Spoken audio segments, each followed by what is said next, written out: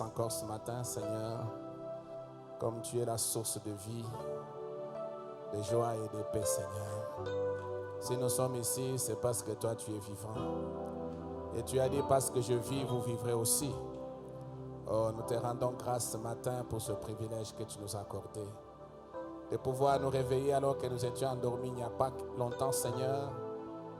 Il faisait sombre, le soleil avait disparu. Les ténèbres nous avaient environnés. Et ce matin, tu as levé ton soleil pour nous éclairer, Seigneur. Et ce soleil est le type du véritable soleil de la justice qui s'est élevé dans ces temps de la fin. Tu as dit, pour vous qui craignez mon nom, s'élèvera le soleil de la justice. Et la guérison sera sous ses ailes. Nous sommes heureux d'avoir Malachie 4 au milieu de nous. Nous sommes heureux de reconnaître que tu nous as visités, Père. Oh Dieu, prends place au milieu de nous. Règne dans le cœur de ton peuple. Prends le contrôle du service de ce matin. Nous sommes venus non pas pour élever un homme, mais nous sommes venus ici pour élever Jésus-Christ. Lui qui est le grand je suis. Celui qui a dit à Paul sur le chemin de Damas, celui qui s'appelle je suis. Je suis Jésus que tu persécutes. Oh Seigneur, ce matin nous sommes un peuple heureux parce que tu as ouvert nos yeux pour que nous voyions les promesses que tu as accomplies de nos jours. Bénis-nous maintenant alors que nous nous asseyons dans les lieux célestes en Christ pour recevoir la portion de la parole que tu avais préparée pour nous. Il y a trop de distractions, Seigneur, parmi ton peuple. Il y a trop de distractions, Père, parmi nous ce matin. Mais nous voulons nous focaliser sur l'essentiel. L'essentiel, c'est Jésus-Christ. L'essentiel, c'est Christ en nous, l'espérance de la gloire. Ce n'est pas tous les tralala que le monde nous présente. L'éclat du monde va passer. Les cieux et la terre passeront. Mais ta parole ne passera jamais. Laisse-nous ce matin, pendant que tu nous en donnes l'occasion, que nous puissions focaliser notre pensée sur Christ. Lui qui est le même hier, aujourd'hui et pour toujours.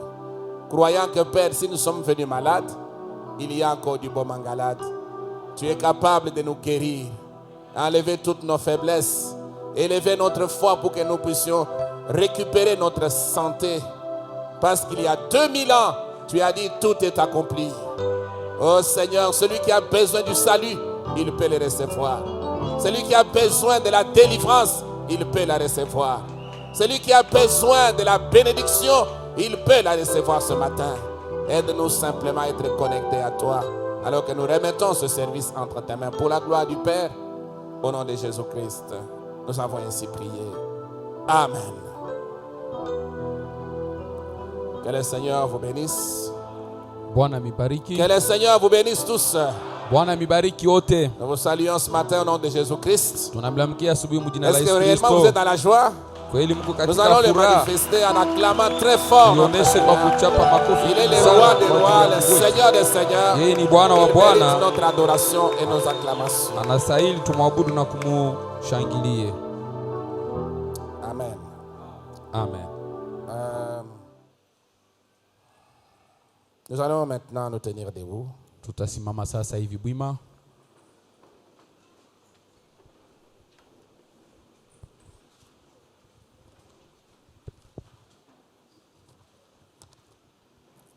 Bien, nous commençons. On va lire à deux endroits, bien sûr. Tutasoma mafasi mawili. On commence par 2 Chroniques, chapitre 26. Mambo ya pili ya Hesabu sura yake 26. Je vois des bandages aux pieds et à la main. C'est quoi?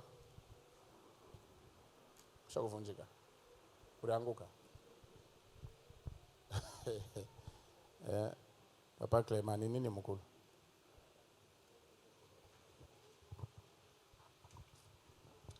Ok.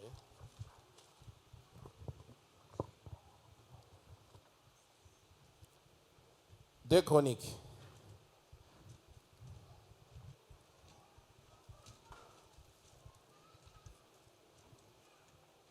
Vous y êtes? 2 Chroniques 26.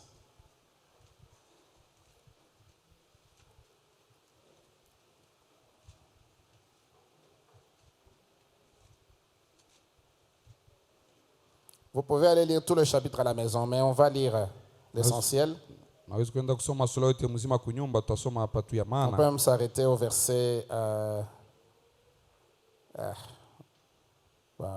verset 16, hein, pour gagner du temps. Allons-y. Tout le peuple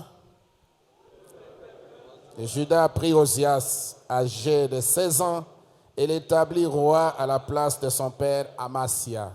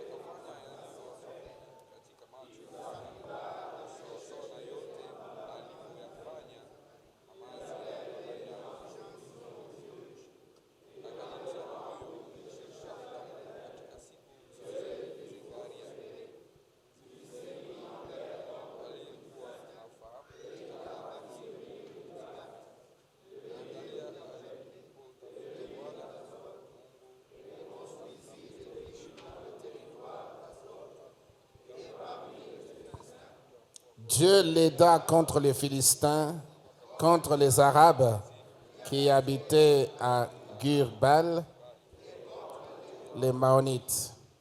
Les Ammonites faisaient des présents à Osias, et sa renommée s'étendit jusqu'aux frontières de l'Égypte, car il devint très puissant.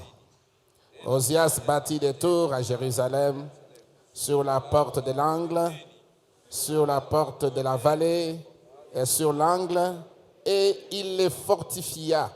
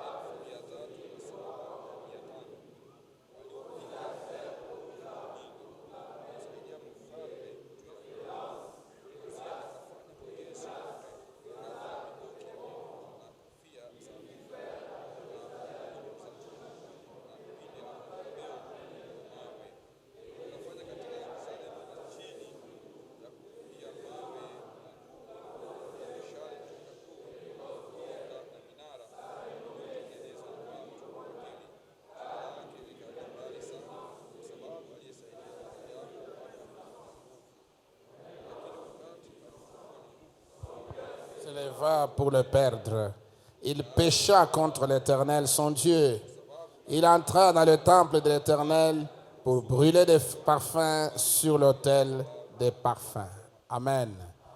Et vous pouvez continuer cette lecture jusqu'à la fin. C'est vraiment une histoire formidable. Kuendelea kusoma hii hadi kufika mwisho ni ya maajabu. Et quand vous relisez le verset 5, la Bible dit, Mkisome tena ile mstari ya 5 il Biblia inasema s'appliqua à rechercher Dieu pendant la vie de Zacharie, akalitoa qui avait kupeleka Mungu. l'intelligence de vision de Dieu. Alikuwa na akili ya maonyo ya Mungu.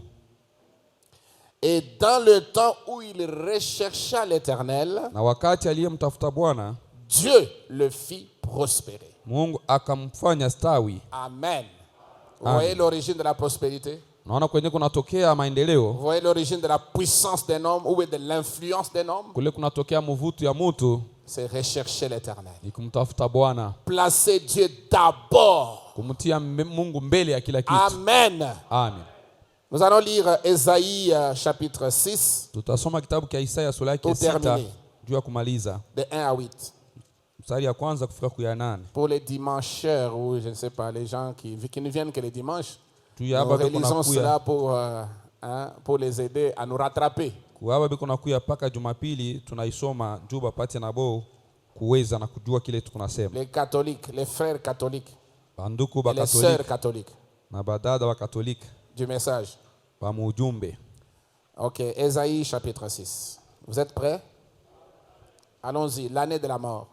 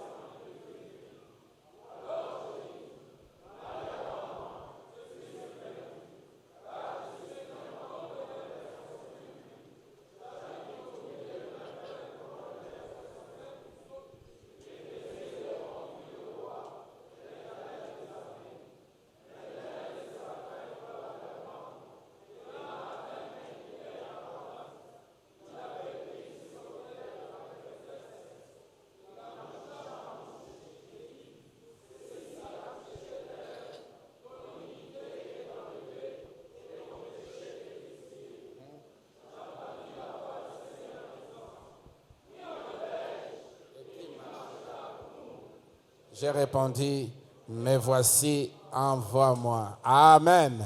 Amen. Que Dieu ajoute ses bénédictions à l'étude de sa parole. Vous pouvez vous asseoir. Bwana ongeze baraka kusoma wa neno lake, mnaweza kuketi. Et nous sommes en train de parler sur le sujet, l'influence d'un autre. Tunasemea kuhusu kishina ya mahubiri, mvuto ya mtu mwingine. L'influence d'un autre. Kuvutwa na mtu mwingine.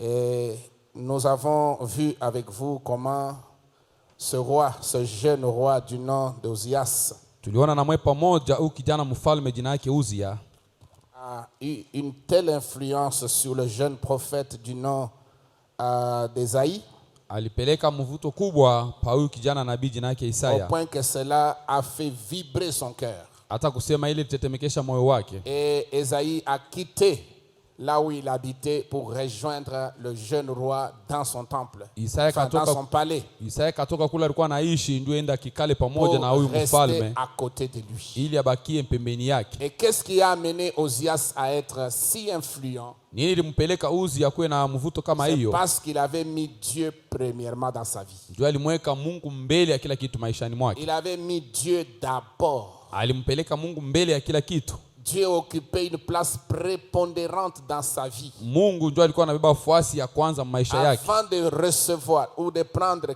quelque décision que ce soit, Mbele ya kuamua mpango yote yote, même quand les politiciens qui étaient dans son royaume venaient avec des conseils, hata kama wanasiasa benye kwa mfalme yake banakuwa kumletea mashauri. Ozias s'est retiré dans la prière Uzi alikuwa anaenda katika pour maombi consulter l'Éternel juu ya kumuuliza Bwana, et demander à Dieu, Seigneur, est-ce ta volonté? kumuuliza Bwana, hii ni mapenzi yako? Et Dieu descendait lui donner une orientation. Mungu alikuwa anashuka na kumpatia uongozaji. Peu importe ce que les hommes et les gens disaient, Ingawa hata kile watu balikuwa nasema, Ozias obéissait à Dieu. Uzi alikuwa anamtii paka Mungu. Et cela le rendit tellement fort Ile ikamfanya wa nguvu sana et puissant na wa uwezo, au point qu'il récupéra tous les territoires que les Philistins avaient récupérés. namna ya kwamba kabeba mainchi yote wa Filistini balibeba. Amen.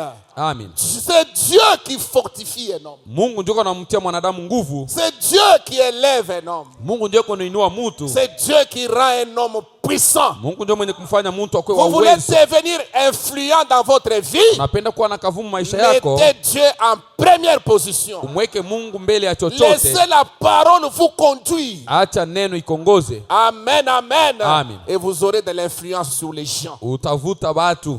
Ce n'est pas l'habillement qui fait l'influence. Haina mavazi inavuta watu Ce n'est wengine. même pas l'argent qui fait l'influence. Haina hata makuta ndio kuna kuvuta Mais c'est bantu. Dieu qui vous rend influent. Ni Mungu ndio anakufanya kuwe na mvuto. Et pour que Dieu vous rende influent, Ndio Mungu akufanye kuwe na il mvuto. faut qu'il trouve son compte Inapaswa aone hesabu yake ndani yako, dans votre vie, ndani ya maisha yako, dans ce que vous faites. ndani ya kile Vous kunafanya. voulez que votre commerce prospère. Unapenda biashara yako bisonge mbele, Associez Dieu dans ce que vous faites. Mungu muunganishe kubile Mettez kunafanya, Dieu en première position. umuweke pafasi ya kwanja. Amen. Amen. Et Dieu vous rendra puissant. Mungu atakufanya kwa uwezo, Et aucun ennemi ne peut vous vaincre. hakuna hata adui mmoja atakuwina. Vous deviendrez une personne invincible. Utakuwa mtu ule hawezi Parce kuinua. que Dieu on ne peut pas le vaincre. Mungu hawezi kumtawala.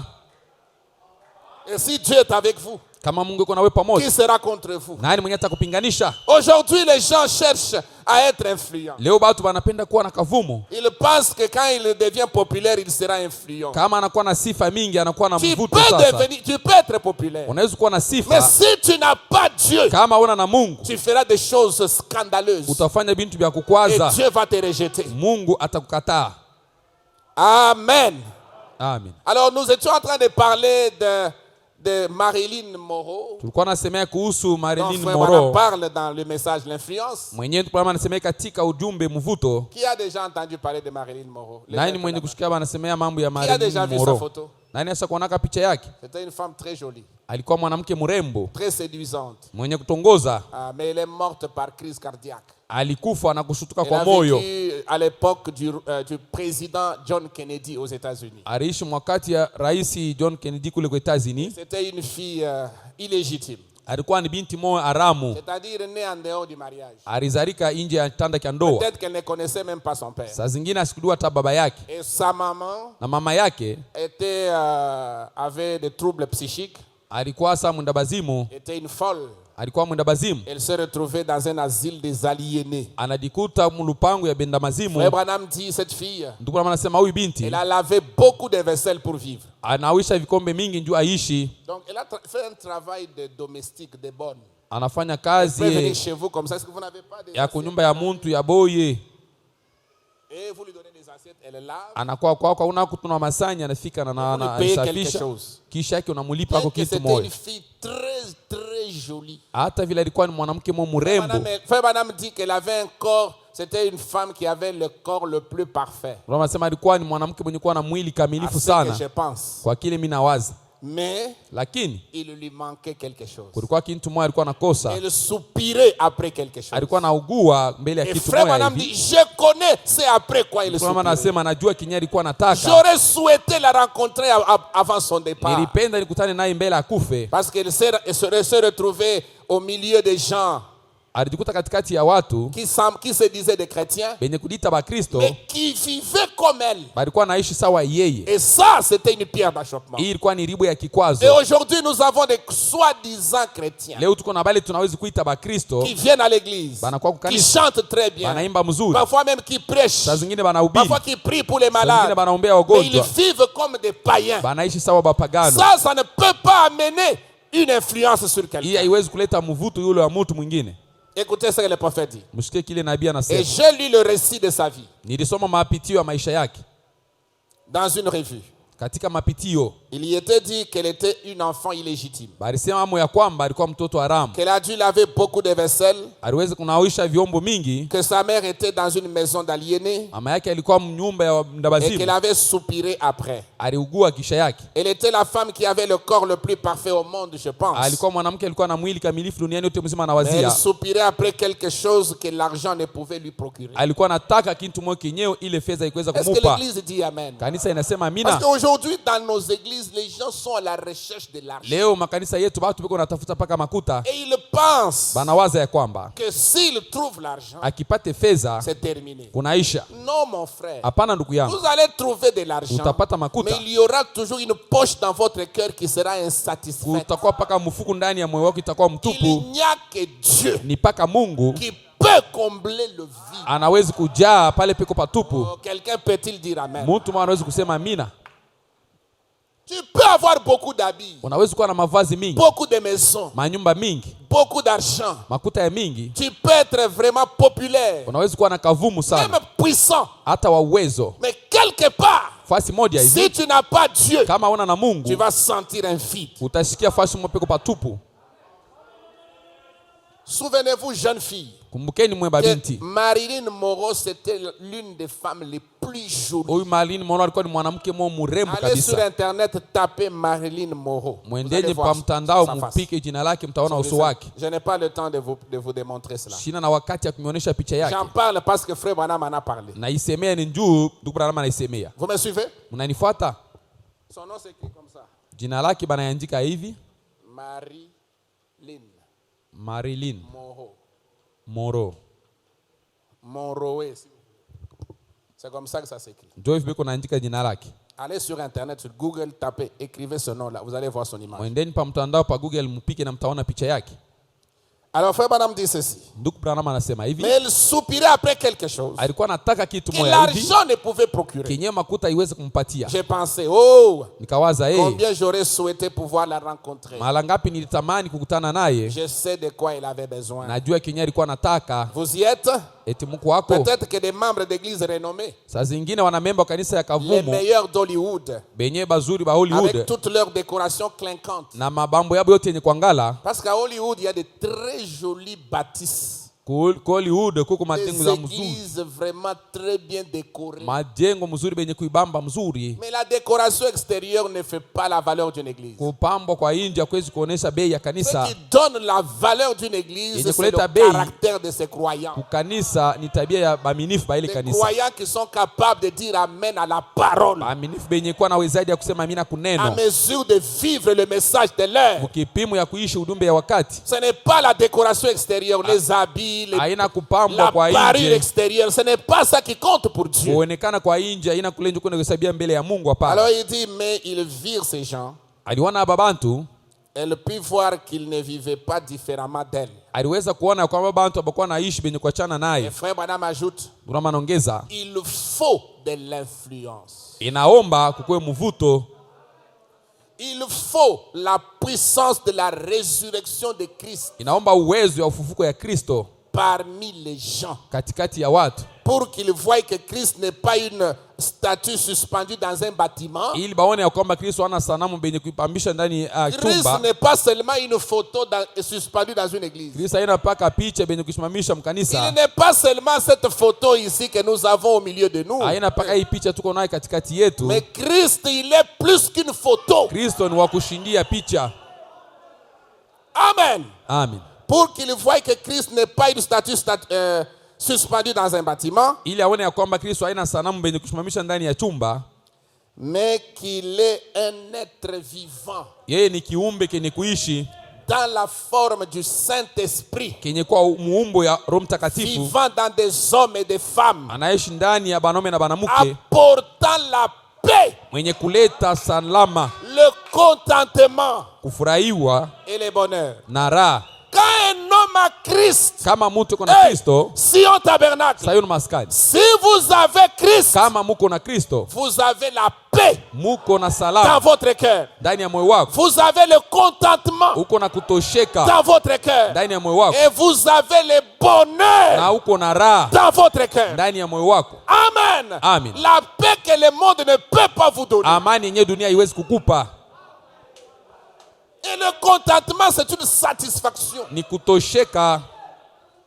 Quelqu'un qui est content, Mtu mwenye kutosheka tu il se contente anatosheka de ce que Dieu lui a donné. na bienye Mungu anamupa, Il se contente anatosheka du mari que Dieu lui a donné. na Bwana Mungu anamupa. Une femme véritable Mbibi wa doit se kweli contenter de son mari. anapaswa kufurahiwa njoo ya bwana Est-ce que wake. l'église peut dire amen? Kanisa inaweza kusema amina. Un homme véritable Bwana wa bia doit kweli se contenter de sa femme. atatosheka na mke wake.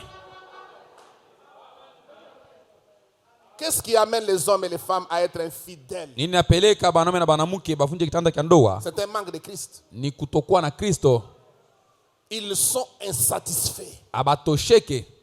Pourquoi ils sont insatisfaits? Jua nini abatosheke? Ils ont des convoitises. Beko na matama. Qu'est-ce qui pousse un homme à voler? Nini nampeleka mtu Il n'est aibe pas satisfait de ce qu'il a. asitosheke na bile iko nabyo? Christ amène dans la vie d'un homme Kristo analeta maisha ya mtu la paix. amani. Quelqu'un qui a la paix n'est pas agité. Mtu mwenye kuwa na salama si mwenye kuhangaika Quelqu'un qui a la paix, il n'a pas de soucis. Mtu mwenye kuwa na amani asiwezi kuwa na masumbuko. Quelqu'un qui a la paix, il n'a pas d'inquiétude. Mtu mwenye kuwa na amani asiwezi kuwa na Oh, quelqu'un mahangaiko. peut dire amen à Kuna ça? mtu anaweza kusema amina Si kuiyo. vous avez la paix, Kama uko na amani, vous vous reposez. unapumzika.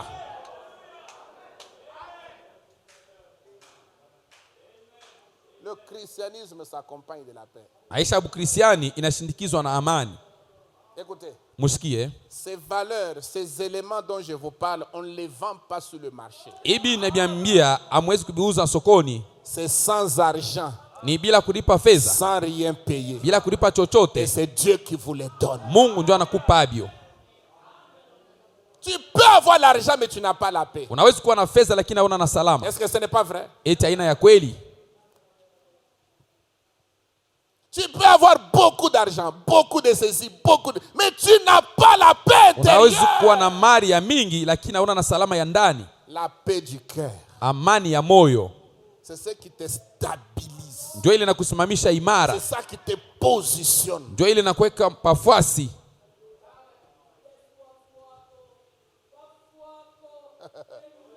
Alléluia. Amen. C'est ça la chose que Marilyn Monroe cherchait. Ndio hiki kintu kenyeo Marilyn Monroe alikuwa anatafuta. C'est ça la chose que vous cherchez. Ndio kintu kile Mungu kunataka. Et celui qui a trouvé Christ, Mwenye aliyemkuta Kristo il a trouvé toutes ces choses. anapata hivi bintu vyote. Et Christ est capable de vous donner de l'argent. Kristo ana mawezaji ya kumpatia makuta. Mais il vous donne de l'argent après. Anakupa ile makuta kisha yake. Après vous avoir donné la paix, Kisha kukupa amani, après vous avoir donné le contentement, kisha kukupa kutosheka, après vous avoir donné le bonheur. kisha kukupa raha. J'aimerais vous poser la question. Napenda kuniuliza, Qui a le bonheur ici ce matin? nani mwenye kuwa na raha ya Levez asubuhi? la main. Mwinue mikono. Le bonheur. Raha. Non, ne levez pas la main parce que le voisin a levé. Uishinue mkono njoo kumpembeni yako anainua pana. Le bonheur que Christ donne, Raha ambayo Kristo analeta ça vous rend heureux. inakufanya mwenye heri, Ça vous pousse à chanter. inakusukuma wimbe, Ça vous pousse à pousser des cris inakusukuma utoe et à lalamiko vous réjouir. na kufurahi. Même si dans la poche il n'y a rien. Hata mfuko hamuna kitu.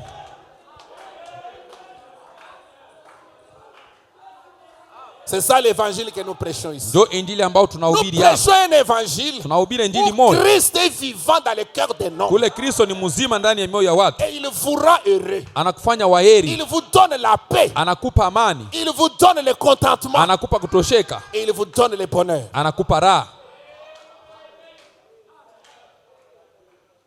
Même si vous n'avez pas du travail. Hata kama huna na kazi, Même si vous êtes chômeur. hata kama wewe ni mlofwa. Quand vous avez Christ, Wakati kuna Kristo, vous avez l'impression que vous avez tout. unaonekana sawa kuna vyote. Avec Christ, nous possédons tout. Pamoja na Kristo tuko na bintu vyote. Alléluia. Amen. La Bible dit, Biblia inasema n'ayant rien, hatuna na kitu, mais nous enrichissons plusieurs. lakini tunatajirisha wa mingi. Amen. Amen. Mais nous possédons tout Tuko na vyote avec Christ. pamoja na Kristo. Et Christ nous donne un sentiment de satisfaction. Kristo anatupatia nia ibini kutosheka na bile tuko navyo. C'est pourquoi nous ne sommes pas agités. Ndio kwa maana sisi hatuhangaiki. C'est pourquoi nous ne faisons pas du vagabondage. Ndio kwa maana sisi hatuwaewaya. Quand vous voyez un chrétien, un frère vagabond spirituellement, aujourd'hui il est à Sion, demain il est à X tabernacle, le lendemain il est à Y tabernacle, c'est un vagabond. Ukiona ndugu moja iko na waewaya leo kwa maskani au kuna kule, ni kusema ana mwenye kutosheka. Comment vous ne dites plus amen? Nikia museme amina. Je parle de la satisfaction. Nasema mambo ya kutosheka. Je parle du bonheur. Nasema mambo ya raha que Christ donne. yenye Kristo iko naleta. Trouve quelqu'un, il fait un travail, on lui paye $50 ou $100, mais il est content. Namkuta mtu anafanya kazi bana mlipa dola 50 eko mwenye kutosheka. Hata wakati anatembea unamwona tu ni waheri. Il n'a pas de soucis. Yeye asina na masumbuko. Mais toi, wewe sasa plein de soucis, la main toujours à la joue. Masumbuko mingi, mkono mpaka Enlève kulichafu. la main à la joue. Tosha mkono Quand kulichafu. Christ entre dans ton cœur, Kristo akiingia ndani ya moyo la wako, première des choses, la main à la joue quitte. kitu cha kwanza mkono kulichafu inaondoka. Il te donne la joie. Anakupa furaha. C'est merveilleux, n'est-ce pas? Ikuyadamani. Oh, si seulement nous avions pu arriver vers cette jeune dame. Kama tuliweza tu kufika mbele ya huyu Avant qu'elle ne mwanamke, quitte ce monde. mbele ya yeye akufe. C'est comme il y a des gens, il a l'argent, mais il ne fait que se plaindre. Iko sa kuko batu, eko na makuta lakini kupoka na riakana. Je souffrais. Minateso bananyacha. Vous me laissez comme ça. Unanyacha hivi? Je meurs de faim. Unakufa na njaa. Et puis un jour, les voleurs viennent. Siku moja mwivi anakuja. Pendant qu'il dort, Wakati yeko nalala, ils prennent un peu quelques histoires là. anabeba kubintu mochache pale. Oh, les Anaenda voleurs sasa. sont venus dans la maison. Ils ont pris $1000. Ba mwizi banakuwa kunyumba, banaiba $1000. Tout ce temps ici, tu avais $1000 avec toi. Hii masiku yote ulikuwa na dola 1000. Mais tu ne faisais que te plaindre que tu n'avais rien. Ulikuwa paka naliakana kusema una Mon na frère, kitu. mais vraiment, Non mon frère, j'avais ça mais j'ai fait beaucoup de sacrifices, frère. nilijitolea sana ndugu. Vous pensez qu'en trompant que vous n'avez pas l'argent alors que vous en avez, ça va faire quoi? Unajua sema wakati unalanda una na fedha ile wakati uko nayo itafanya Dieu nini? aime les gens qui sont reconnaissants. Mungu anapenda watu wenye kuwa na shukrani. La Bible dit soyez reconnaissants. Biblia inasema muwe na shukrani.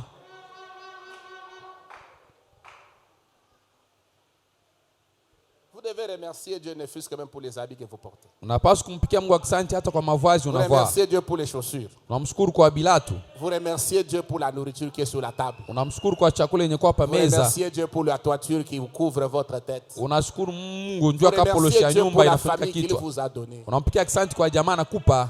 Dieu aime la reconnaissance. Mungu anapenda kuwa na shukrani.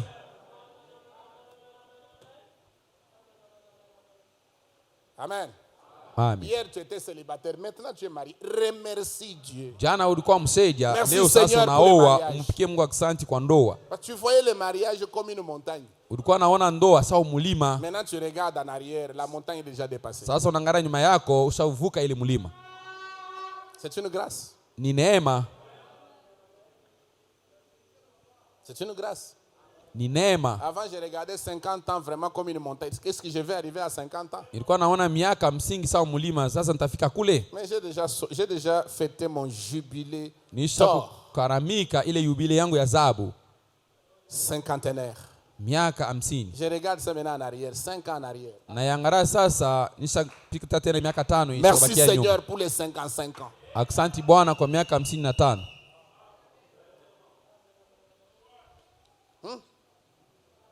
Il y en a ici qui ont déjà dépassé le cap de 60 ans. Kukubali basa utambuka miaka 60. Ils regardent maintenant en arrière, 60 ans. Anaangalia nyuma 60 ishabakia nyuma yake. Dieu nous fait grâce. Mungu anatujalia neema. Nous continuons à lutter. Tunaendelea kupika vita. Nous continuons à aller de l'avant. Tunaendelea kusonga mbele. Nous continuons à gagner du terrain. Tunaendelea kuina kiwanja. Dieu est avec nous. Mungu yuko nasi pamoja. Sa houlette et son bâton nous rassurent. Fimbo yake na kongo inatupa hakikisho. Merci Seigneur. Asante Bwana. Écoutez. Usikie. Donc, kumbe l'influence. Mvuto.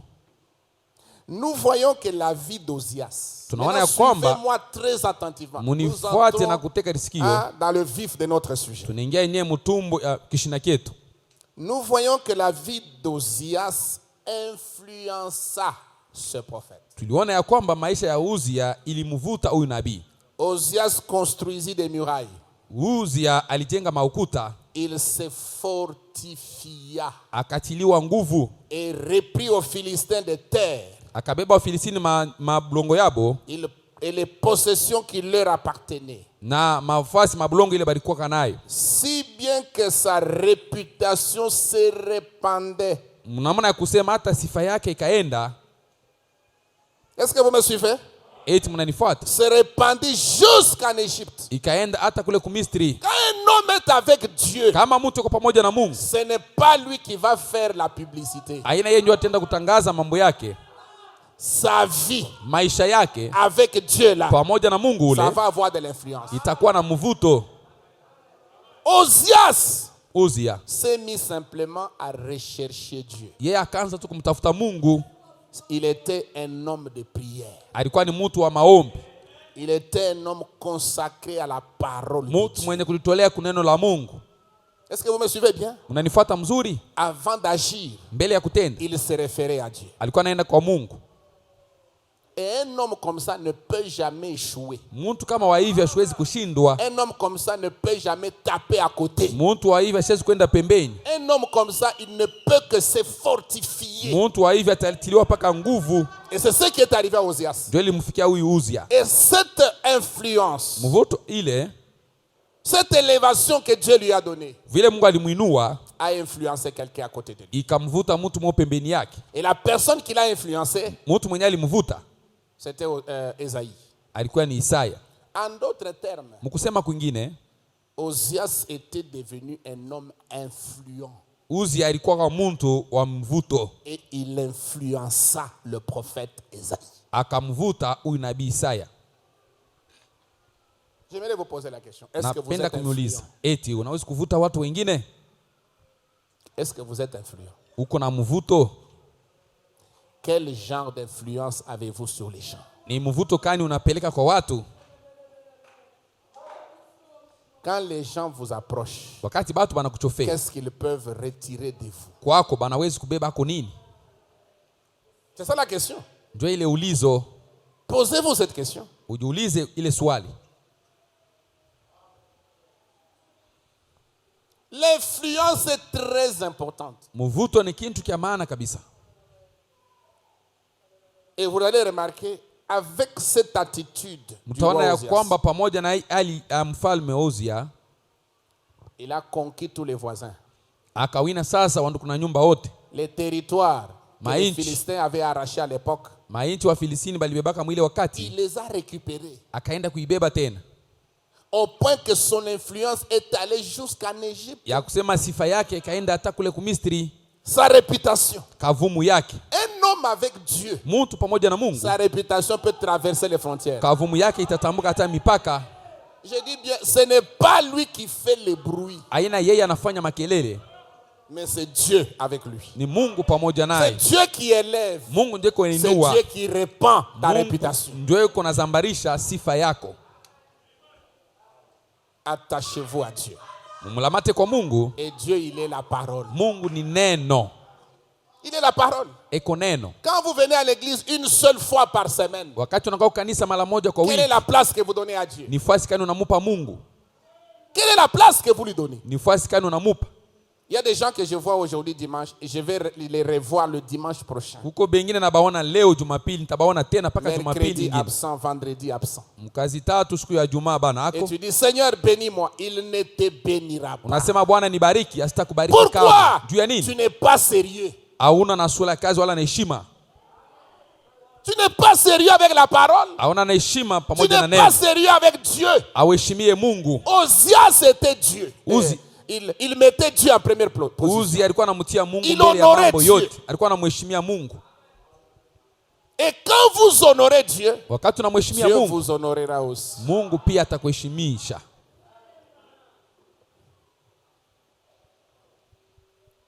Et laissez-moi vous dire Acha nimeambie que de toutes les chroniques des rois, kwa mambo ya siku wale sababu yote ya wafalme. amen, Amen. il n'y en a point, il n'y en eut point, à part Salomon, Hakuna ako kumtosha kutu qui Salomo. s'étendit comme Ozias. Mwenyewe alizambala sawa Uzia. Or, vous savez que Salomon, c'était le top. Unajua Salomo alikuwa ndio wa juu kabisa. Mais après Salomon, Kisha Salomo c'était Ozias. ni Uzia. Pourquoi? Juu ya nini? Il recherchait Dieu. Alimtafuta Mungu. Non, je vois que vous ne saisissez pas ça. Naona sawa Je mkamate vois mzuri. d'autres qui sont en train de dormir même. Naona bengine beko nalala hata usingizi. Vous voulez être influent. Unapenda kuwa na Vous kavumu. voulez être béni. Unapata kupenda C'est ça, non? kubarikiwa. Seigneur, bénis-moi. Bwana nibariki. Voici la clé. Tazama mfungulo. Recherchez Dieu d'abord. Umtafute Mungu kwanja. Que Dieu occupe la première place Mungu abebe fasi ya kwanja dans votre vie. maisha yako, Et vous allez vivre des choses. pale utaishi sasa mabintu. Pourquoi? Juu ya nini? Parce qu'il montra l'exemple. Ni juu alionesha mfano.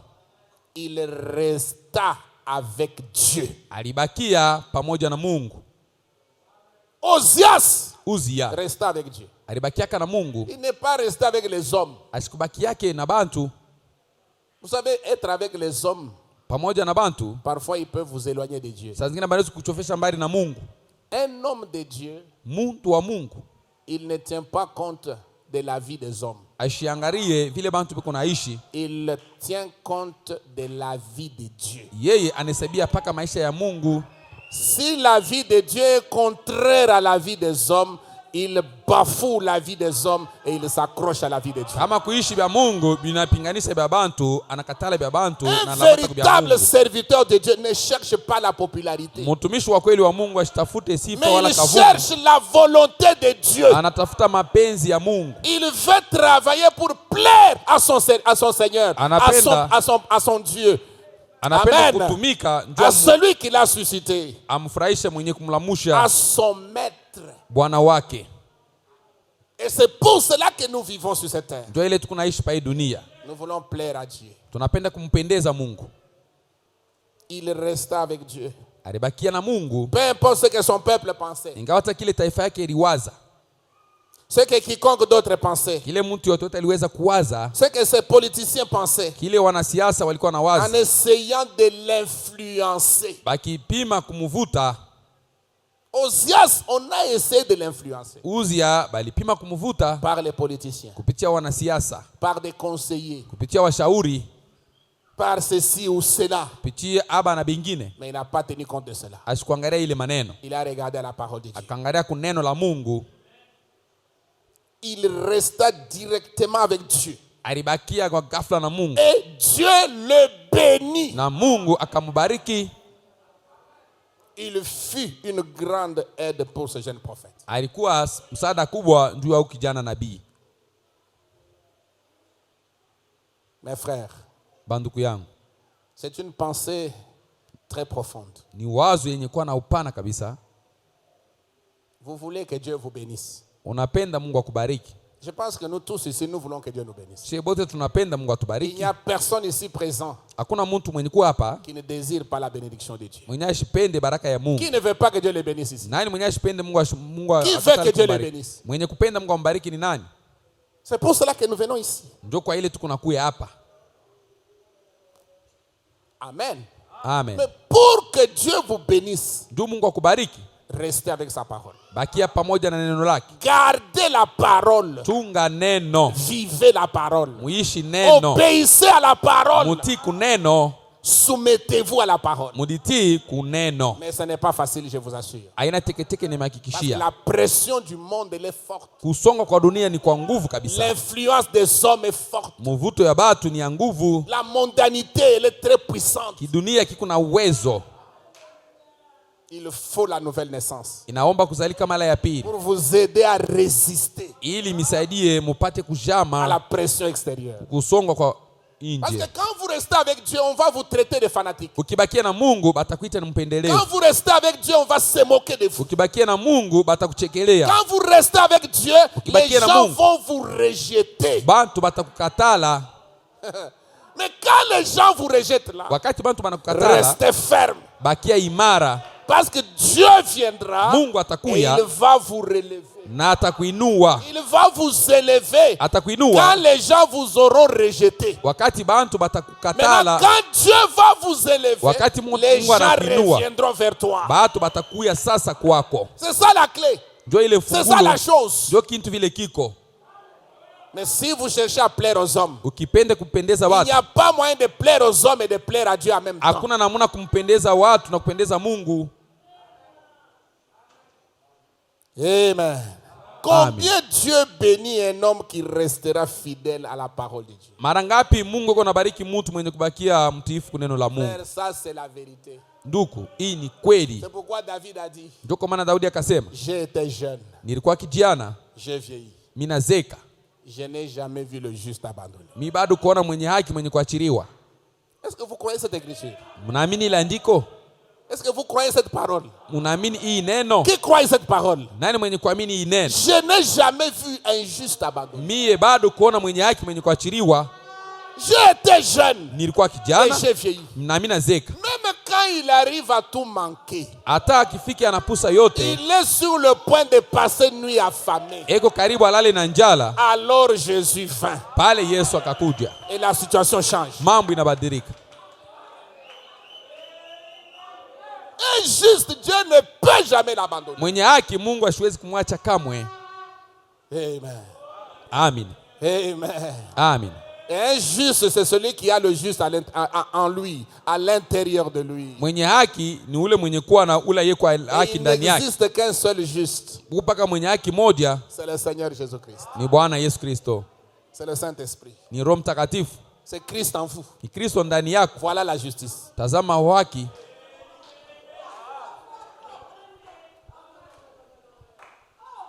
Combien Dieu bénit Mara ngapi Mungu yuko anabariki un homme qui restera fidèle à la parole de Dieu. mtu aliyetabakia mtiifu kuneno la Mungu. Maintenant, si nous prenons le contraire, Tukibebe kinyume ya hii maneno, un homme qui est infidèle à la parole, est-ce que Dieu va le bénir? mtu mwenye asibakie mtiifu kuneno, Mungu atambariki.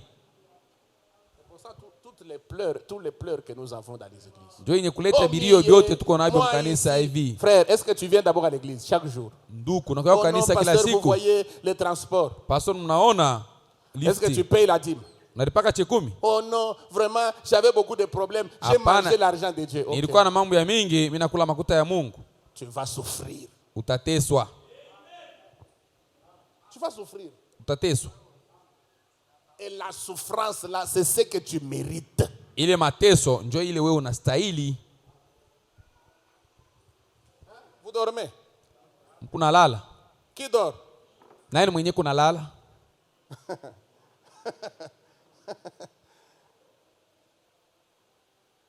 Hein? Dieu bénit celui qui restera avec sa parole. Mungu yuko anabariki mwenye atabakia pamoja na neno lake. Vous pensez que les gens qui sont fidèles à cette église, Mnawaza ya kwamba watu wenye kuwa batiifu chaque mercredi, ils kanisa. sont là. Mkazi tatu yote beko hapo. Chaque vendredi, ils sont là. Siku ya Jumaa beko hapo. Quand il y a réunion de prière, ils sont là. Kama kwa mkusanyiko ya maombi beko Il hapo. y a veillée de prière, ils sont là. Makesha ya maombi beko hapo. Le culte de dimanche, ils sont là. Ibada ya Jumapili beko hapo. Quand Dieu doit descendre pour récompenser les gens, Wakati Mungu atashuka njoo kulipa batu. Dieu c'est un père Mungu ni baba qui récompense ses enfants fidèles. mwenye kulipa watoto yake Tu baminifu. penses que toi qui es un dimanchiste, Wewe mwenye kuwa paka Jumapili, Dieu va te bénir? Mungu atakubariki. Oublie. Sabu,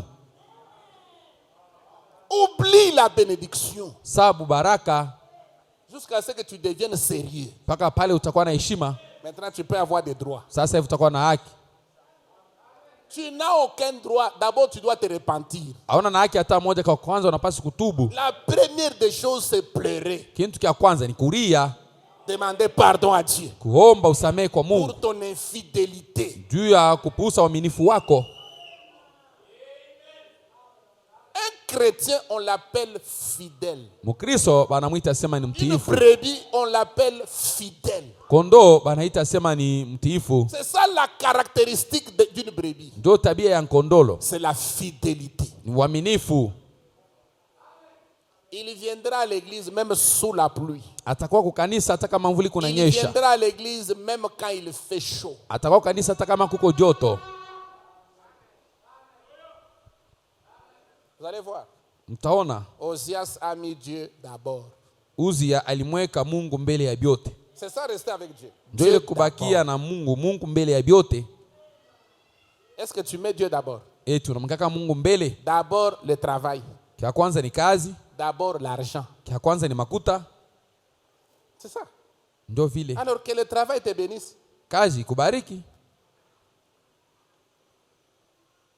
Que l'argent te bénisse. Makuta ikubariki. Mais nous voulons être bénis par Dieu. Sisi tunapenda kubarikiwa na Mungu. Taximan, tu ne viens à l'église que dimanche. Dereva unakuwa kwa kanisa paka Jumapili. Avec ta propre voiture. Gari ni yako mwenyewe. Tu as tes propres affaires, tu ne viens à l'église que le dimanche. Biashara ni byako bya huru, unakuwa kwa kanisa paka Que ton Jumapili. travail te bénisse. Kazi yako ikubariki. Quand tu auras besoin de Dieu, Wakati utampenda c'est là que tu Mungu, vas comprendre que ton kiosque là ne va pas résoudre tous les problèmes. ndio pale tulewa kusema kioski yako haiwezi kuleta jibu kwa mambo yote. Tu auras besoin de quelqu'un de plus que le kiosque. Utapenda kuwa na mtu mwenye kushindia kioski. Tu as besoin de quelqu'un de plus que le travail. Utampenda mtu mwenye kushindia kazi. C'est le grand El Rafa. Ni ule mkubwa El Rafa. L'éternel Dieu qui nous guérit de toutes nos maladies. Bwana aliyetutunza kwa magonjwa yetu yote. Amen. Amen. Même quand tu amènes la requête ici, on peut prier. Wakati tunaweza kuleta hitaji ya maombi tunaweza Et Dieu kuomba. envoie le Saint-Esprit, va vérifier. Mungu atatuma Roho Mtakatifu ende Est-ce qu'il mérite kangarishisha. la bénédiction là qu'il cherche? Huyu anastahili baraka ambao anataka. Combien de fois il vient à l'église? Mara ngapi anakuwa kanisani? Par mois. Kumwezi. Il y a le Saint-Esprit qui a le registre de présence. Kuko Roho Mtakatifu kuna daftari ya kuandika bale beko na kuya. Il connaît qui quitte l'église avant l'heure. Anajua nani anatoka kwa kanisa mbele ya wakati. Avant qu'on ne termine le culte, vous êtes déjà dehors. Pointe, il est absent. Mbele bamaliza Quand ibada huko quelqu'un nje vient à l'église anaandika et ya ne kwamba termine anakuwa. pas le culte, il est absent. Kama mtu anakuwa kwa kanisa ashimalize ibada yote mzima ni mwenye kulofwa.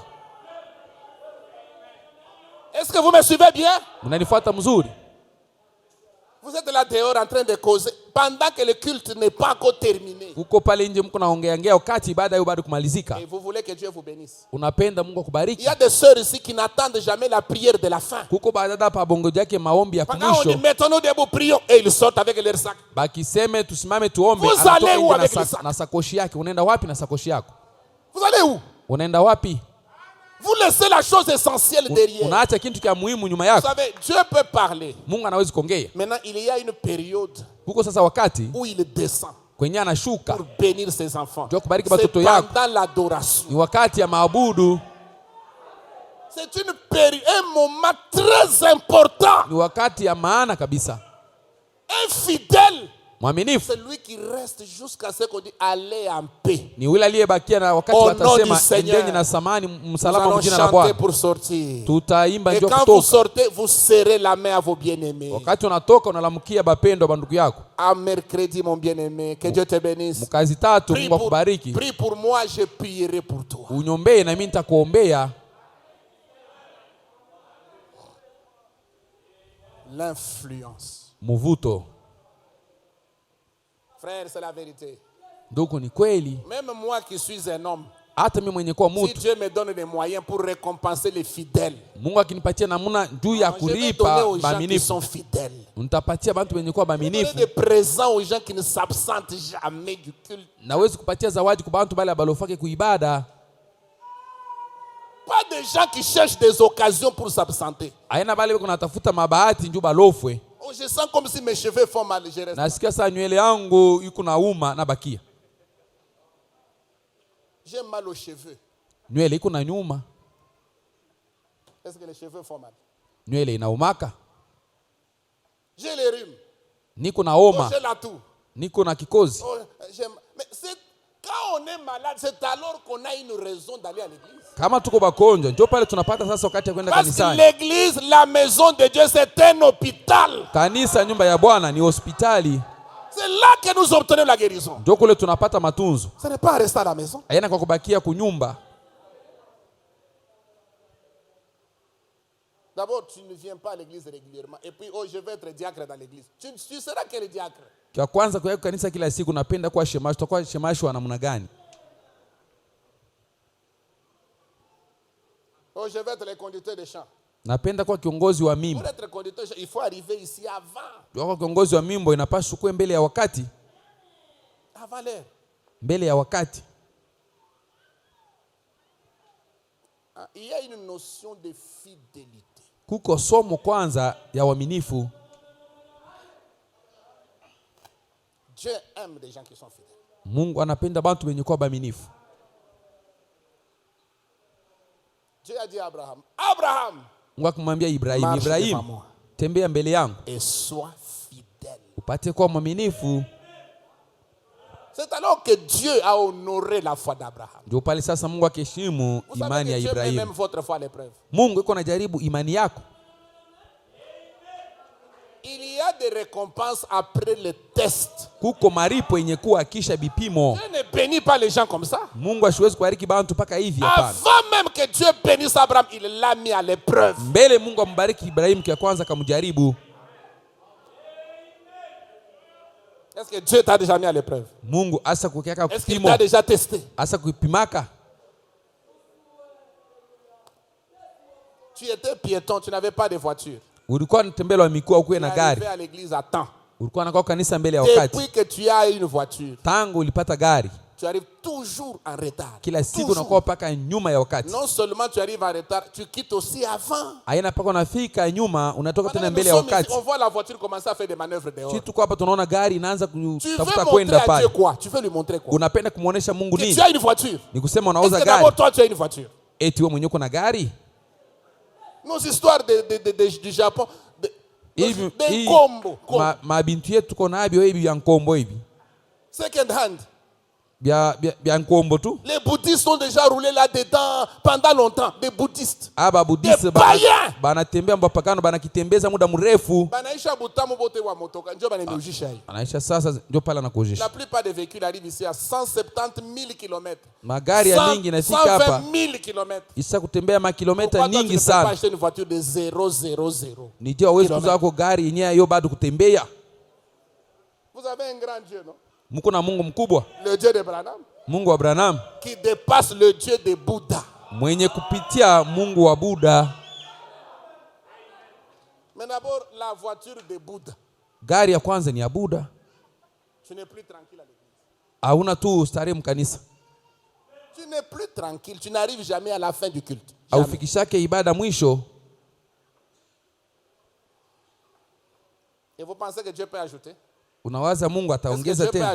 Mungu ataongeza gari ya pili. Quand d'abord une seule, tu es insaisissable. Kama tu gari moja au kamatike tena. Il y a des gens ici, même leur téléphone, ils n'éteignent jamais le téléphone. Et pourtant on a écrit là-bas, éteignez vos téléphones avant d'entrer. Kwa bengine hapa masimu yao baba ifunge. Wakati baningia sema mfunge kwanza masimu. Sasa kutosha ile. Éteignez le téléphone.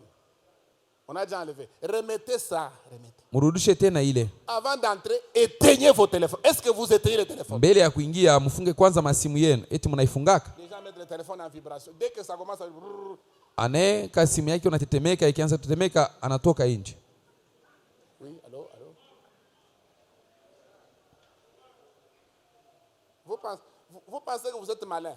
Unawazia sema uko mjanje? Vous êtes plus intelligent que Dieu. Huko waikili sana kumshindia Mungu. Le Saint-Esprit est là. Roho Mtakatifu yuko hapa. Il note.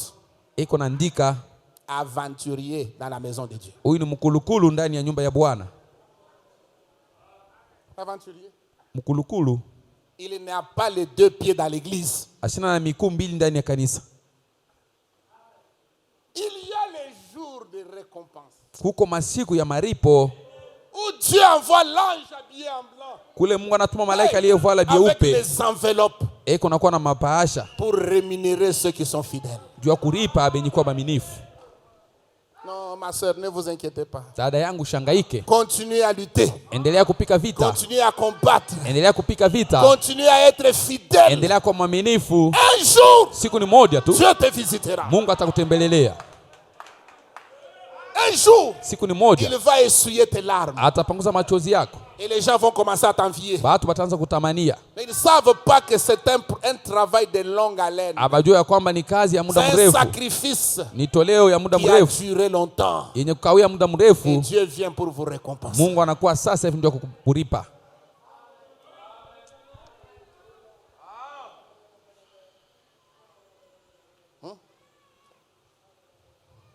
C'est la vérité.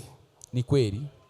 Merci Seigneur. Asante Bwana. Frère Madame dit, Roma anasema, combien Dieu bénit un homme qui restera fidèle à la parole de Dieu. mara ngapi Mungu yuko nabariki mtu mwenye kubaki mwaminifu kwa neno la Mungu. Il ne sera peut-être pas très populaire, Saa zingine sitakuwa na sifa ya mingi, mais il sera béni. lakini atabarikiwa. Est-ce que vous dites Amen? Munasema mina? Vous ne serez peut-être pas populaire, hein, Hautakuwa na kavumu ya mais mingi, vous serez béni. lakini utabarikiwa. Vous entrez dans votre maison, vous avez tout. Unaingia nyumbani mwako uko na biote, Rien ne vous manque. hakuna kile unakosa. Mais les gens ne sont pas au courant. Batu habajua ile maneno. Dieu dans le secret vous bénit. Mungu katika uficho anakubariki. Vous avez tout ce dont vous avez besoin. Uko na biote ambao unataka. Tu veux voyager, il y a le visa, il y a le billet. Unataka kusafiri, Il y a l'argent, huko tu ma pars. ticket, unaenda na fedha iko. Tu as besoin de ceci, Dieu te donne. Unataka hiki Mungu anakupa.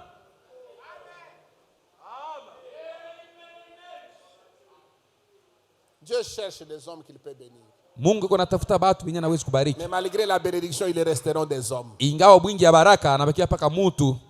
Il est à la recherche des gens. Eko katika utafuti ya watu. C'est-à-dire qu'ils ne sont pas faciles à trouver. Ni kusema haina teketeke kubapata. Et maintenant, les gens doivent faire leur choix. Batu banapaswa kuchakula. Soit vous agissez comme le reste des gens, Hao mtatenda sawa bantu wengine banabakia. soit vous voulez être béni de Dieu. Hao mnapenda ubarikiwe na Mungu. Maintenant, vous pouvez faire votre choix. Sasa hivi unapaswa kuchakula. Nous parlons de l'influence. Tunasemea mvuto. L'influence que vous avez là, la façon dont vous commencez à vous habiller, Mvuto ile uko naye namna sasa unaanza kuvala. la façon dont vous vous comportez. Namna ile mwenendo yako iko. Ça vient de la parole ou bien c'est une influence de quelqu'un. Inatoka kuneno au ni mtu mwingine anakuvuta. Dans l'église comme ça, on s'influence les uns les autres. Mukanisa kama hivi tuko navutana wengine na wamoja. Vous êtes sous l'influence de quoi? Uko chini ya mvuto ya nini? S'il y a une chose qui devait nous influencer ici, c'est la parole. Kama kwa kitu kinaweza kutuvuta hapa ni neno. C'est le message Ni ujumbe qui devait nous influencer. ndio ilipaswa kutuvuta. Parce que c'est le message que nous avons en commun. Ujumbe ndio tuko nayo ya pamoja. Notre dénominateur commun, c'est le message. Kitu chetu kia pamoja kile tuko nacho shebote ni ujumbe. Si vous voulez vivre comme le reste du monde, Ukipenda kuishi sawa hii mabaki ya dunia, qu'est-ce qui arrive? nini kunafika? Vous serez bénis d'eux. Utabarikiwa na Mais si bali. vous tournez tous vos désirs vers Dieu, Ukitoa na ami yako kwa Mungu, vous serez bénis de Dieu. utabarikiwa na Mungu. Vous devez donc choisir aujourd'hui qui vous voulez servir. Mnapaswa kuchakula leo nani mwenyewe mnapenda kumtumikia. Comme l'a dit le prophète. Sawa vile nabii alisema. Souviens-toi toujours de ton Créateur premièrement. Kumbuka kila wakati na muumbaji wako mbele ya yote. Souviens-toi toujours Kumbuka kila wakati de ton Créateur muumbaji wako premièrement. mbele ya yote. Quand tu attrapes l'argent, Wakati unapata fedha, tu te souviens d'abord de ton Créateur. unamkumbuka kwanza muumbaji wako. Dieu d'abord. Mungu kwanza. Dieu premièrement. Kwanza Mungu akuye. Tu dors. Ukunalala. Tu te réveilles le matin. Unalamuka asubuhi. Avant de faire quoi que ce soit, Mbele ya kufanya chochote, souviens-toi de ton Créateur premièrement. kumbuka muumbaji wako mbele ya yote. C'est lui que tu dois adorer d'abord. Yeye ndio unapaswa kumwabudu kwanza.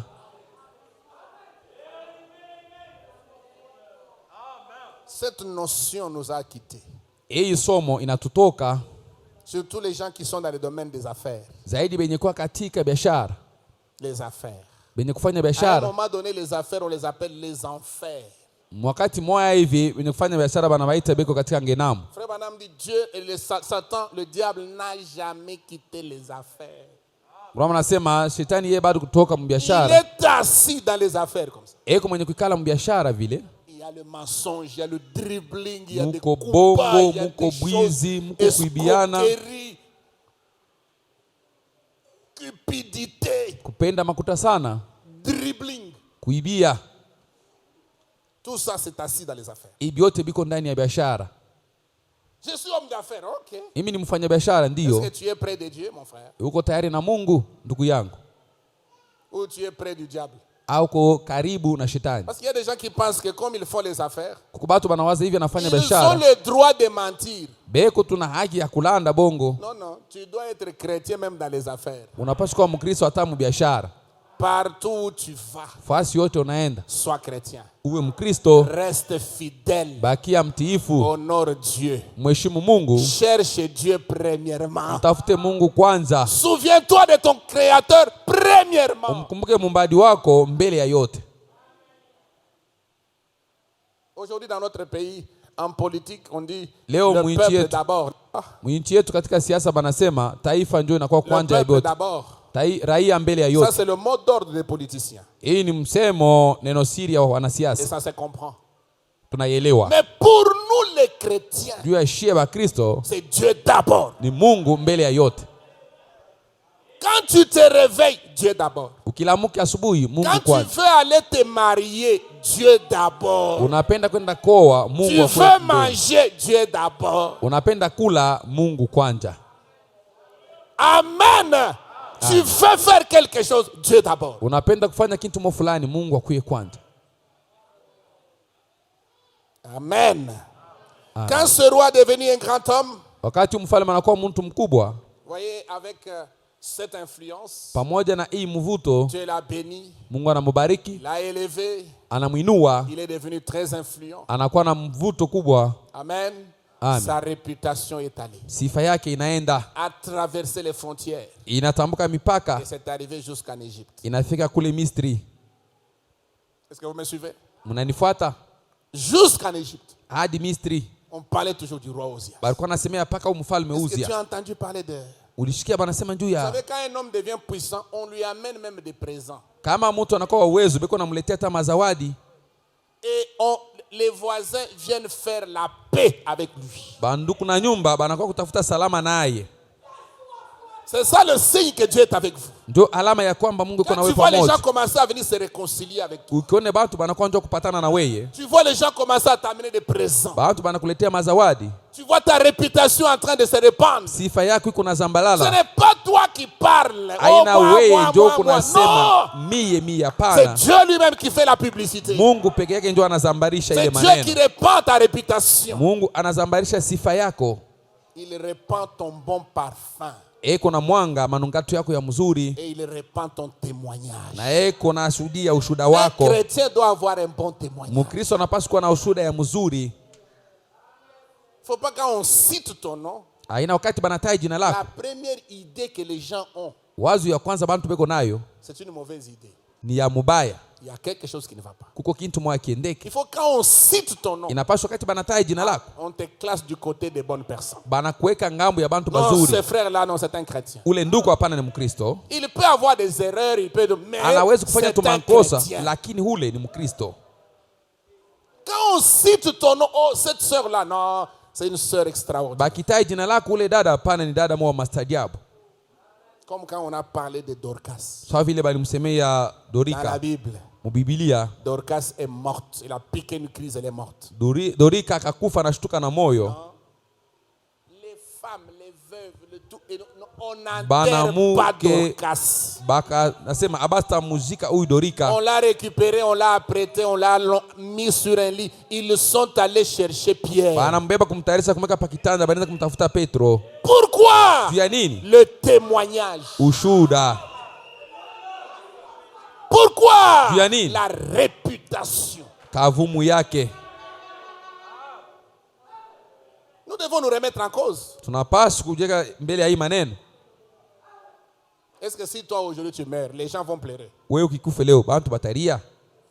C'est ça qu'il faut se poser la question. Inapaswa kujiuliza vile.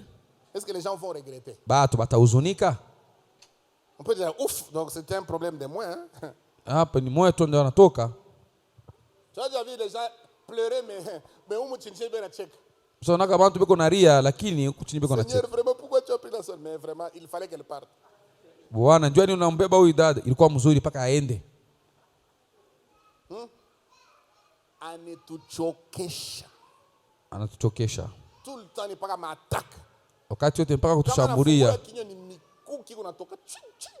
Si elle ouvre sa bouche, ce sont les flèches qui sortent. Non, non. Vous ne répandez pas un bon témoignage.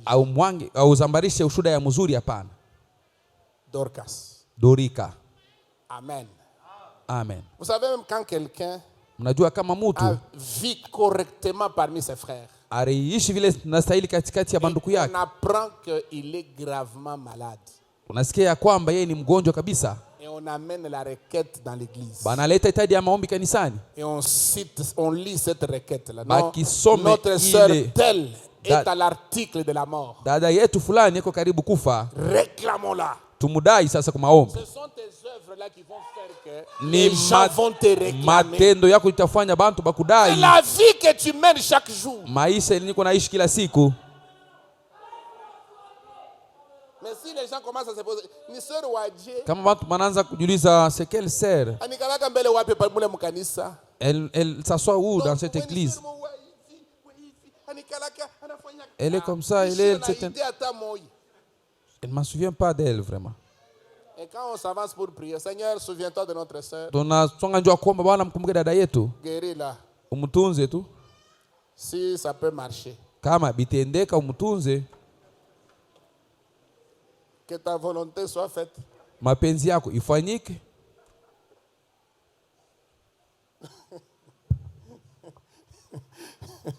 L'influence. Muvuto. Amen. Amen. Je vous ai toujours dit, nous devons nous rendre utiles. Na imembea kila siku tudifanye ba mafaa. Faites tout pour devenir utile dans cette église. Ufanye yote ili upate kuwa mafaa ndani ya kanisa. Ne soyez pas un frère inutile. Ushukue ndugu tu wasiokuwa na mafaa. Amen. Sœur, ne soyez pas une sœur inutile. Dada, mshukue badada wasiokuwa na mafaa. Quand tu n'es pas là, ça ne fait rien. Kama unako haifanye kintu.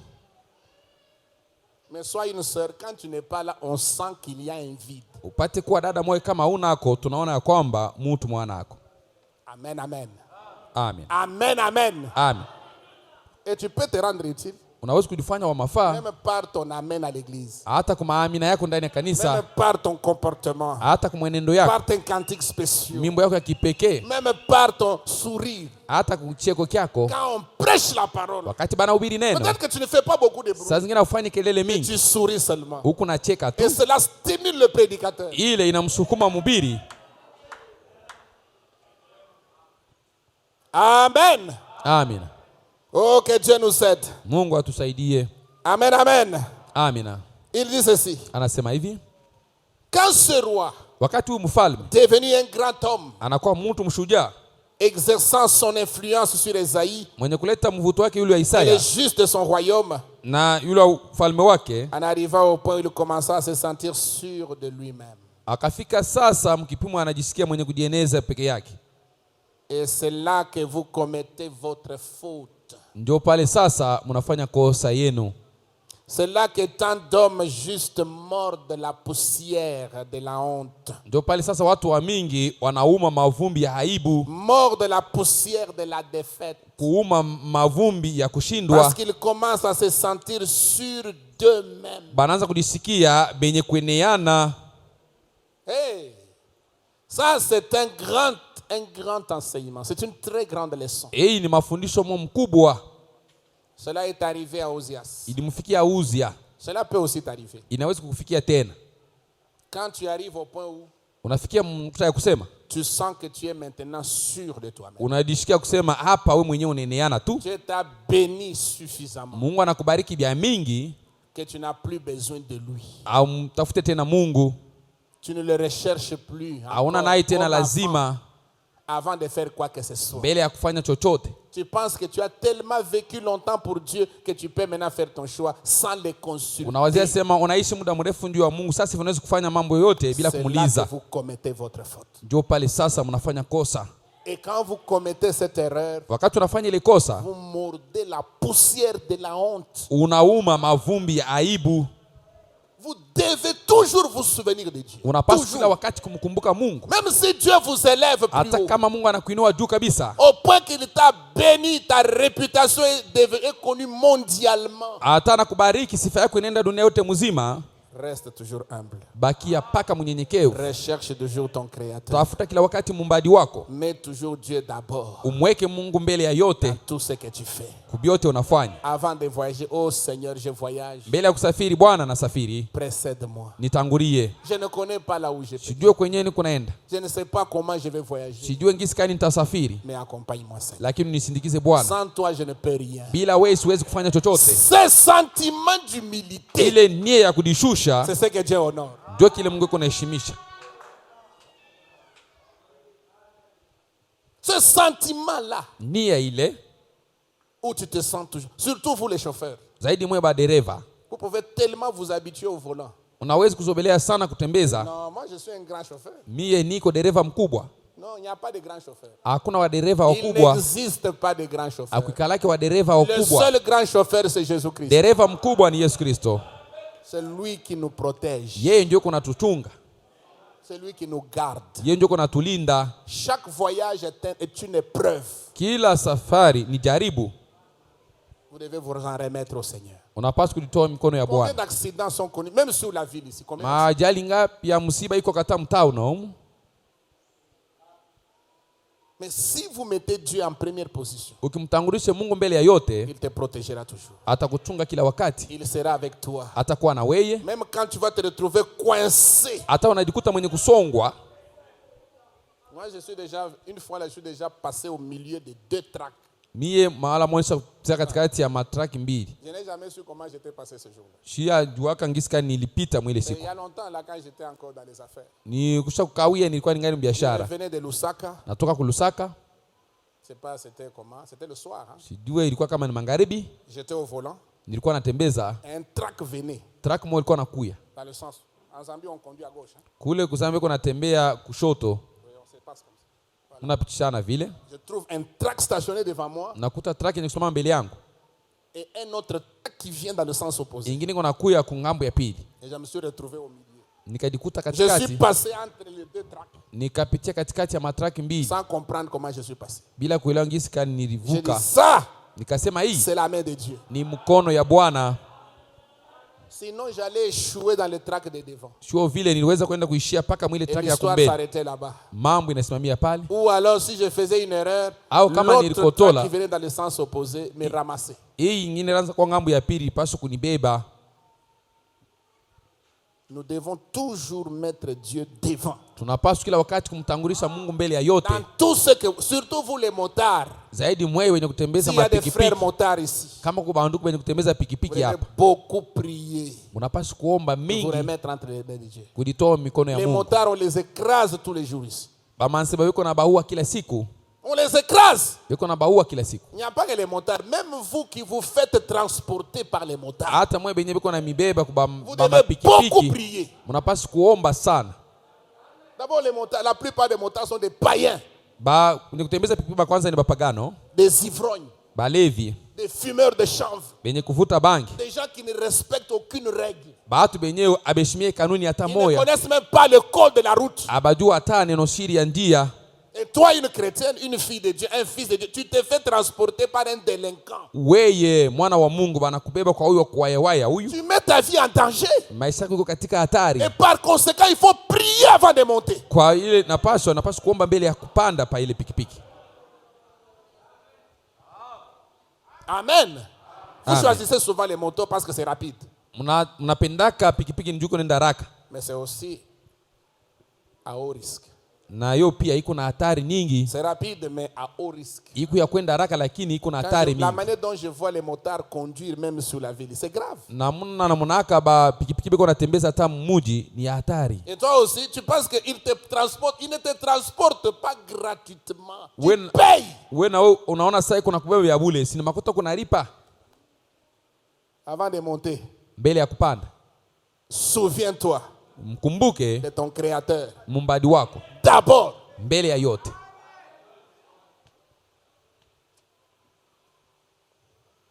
Amen. Amen. Il y a les nouveaux riches. Kuko watajiri wa sasa. Vous connaissez les nouveaux riches? Unajua watajiri wa sasa? Je m'explique. Nafasilia. Les nouveaux riches. Watajiri wa sasa qui viennent d'avoir de l'argent et qui ont acheté une voiture, ils ne savent pas conduire. Anauza gari sasa hivi asijue kuitembeza. Au lieu même de prendre la patience, frère, pahali pa kuvumilia hata kuvumilia ndugu. Va même dans une auto-école, apprends.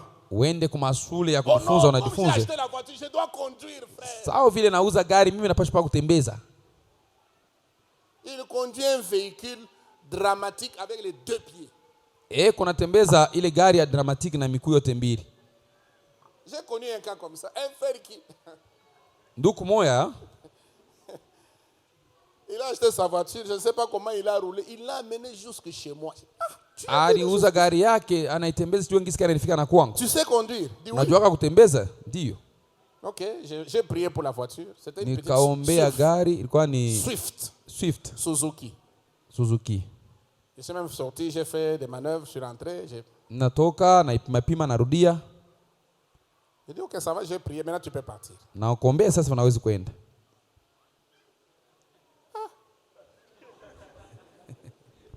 J'ai même fait les manœuvres. Quand j'étais sur Cassiterite, j'ai mis la voiture en position de départ. Nilimwekea gari mnamna ya kutembeza mzuri. Normalement, il devait seulement démarrer. Alipaswa tu kuhakisha na kwenda. Il démarre et puis l'autre pied sur la pédale de frein. Anatembeza mkuu ingine le pied droit sur la pédale d'accélération. Hii mkuu ingine pafasi ile ya kuweka sasa moto. C'est quoi? Ni nini? Non, il n'y a pas de problème, je pars. Hakuna mambo, niko naenda lwangu. Il sort. Anatoka. Au lieu de courber pour prendre l'élan. Pale pa kukunja njoo bebe njia mzuri. Il va tout droit. Yeye kunaenda mwenye kunyoloka. Et puis il y avait une maman là qui venait. Kuko mama moja anaanza kuya. Avec une Jeep Surf. Na yake Jeep ya Surf. La maman aussi continuait à avancer parce que bon. Mama na yeko nasonga lwake mbele. D'entrer sur la voie doit s'arrêter pour qu'elle passe. Huyu mwenye kunatoka munjia mdogo anapaswa kuchunga njoo apite. Ya anaenda kumkonga ule mama.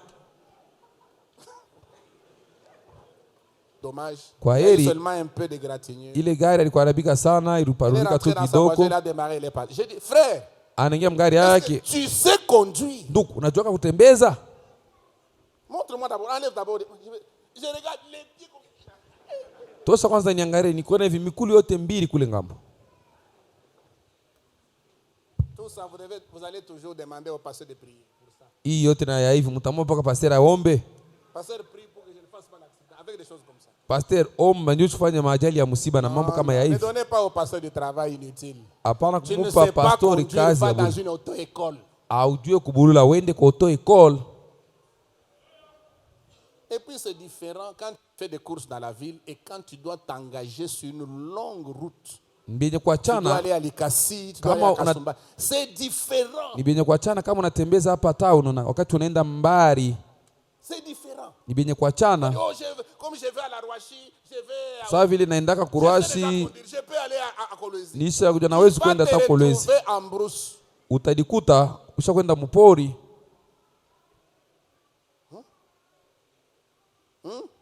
Est-ce que vous me suivez bien? Ne nous amenez pas à beaucoup prier. Nous avons beaucoup d'autres sujets sur lesquels prier. Nous voulons prier sur la statue de l'homme parfait. Vous dites Amen. Munasema amina. Nous ajoute la vertu. Mungu atongezee nguvu. Oh, garde les frères qui ne savent pas conduire au volant. Non. Chunga bantu kubali abayajua kutembeza mzuri gari. quelqu'un ne sait pas conduire, il ne doit pas conduire. Kama mtu ashajua kutembeza, asitembeze. Amen. Amen. Amen. Amen. Je m'en vais terminer. Naanza kumaliza. Je sais que j'ai beaucoup parlé. Nasema bia mingi najua. Mais je crois que vous avez saisi quelque chose. Naamini ya kwamba mnasikia kitu moja hivi. N'est-ce pas? Haina vile. Maintenant, quand Dieu vous bénit, wakati sasa Mungu anakubariki, vous devenez influent. Unakuwa sasa na kavumu. Vous montez. Unapanda.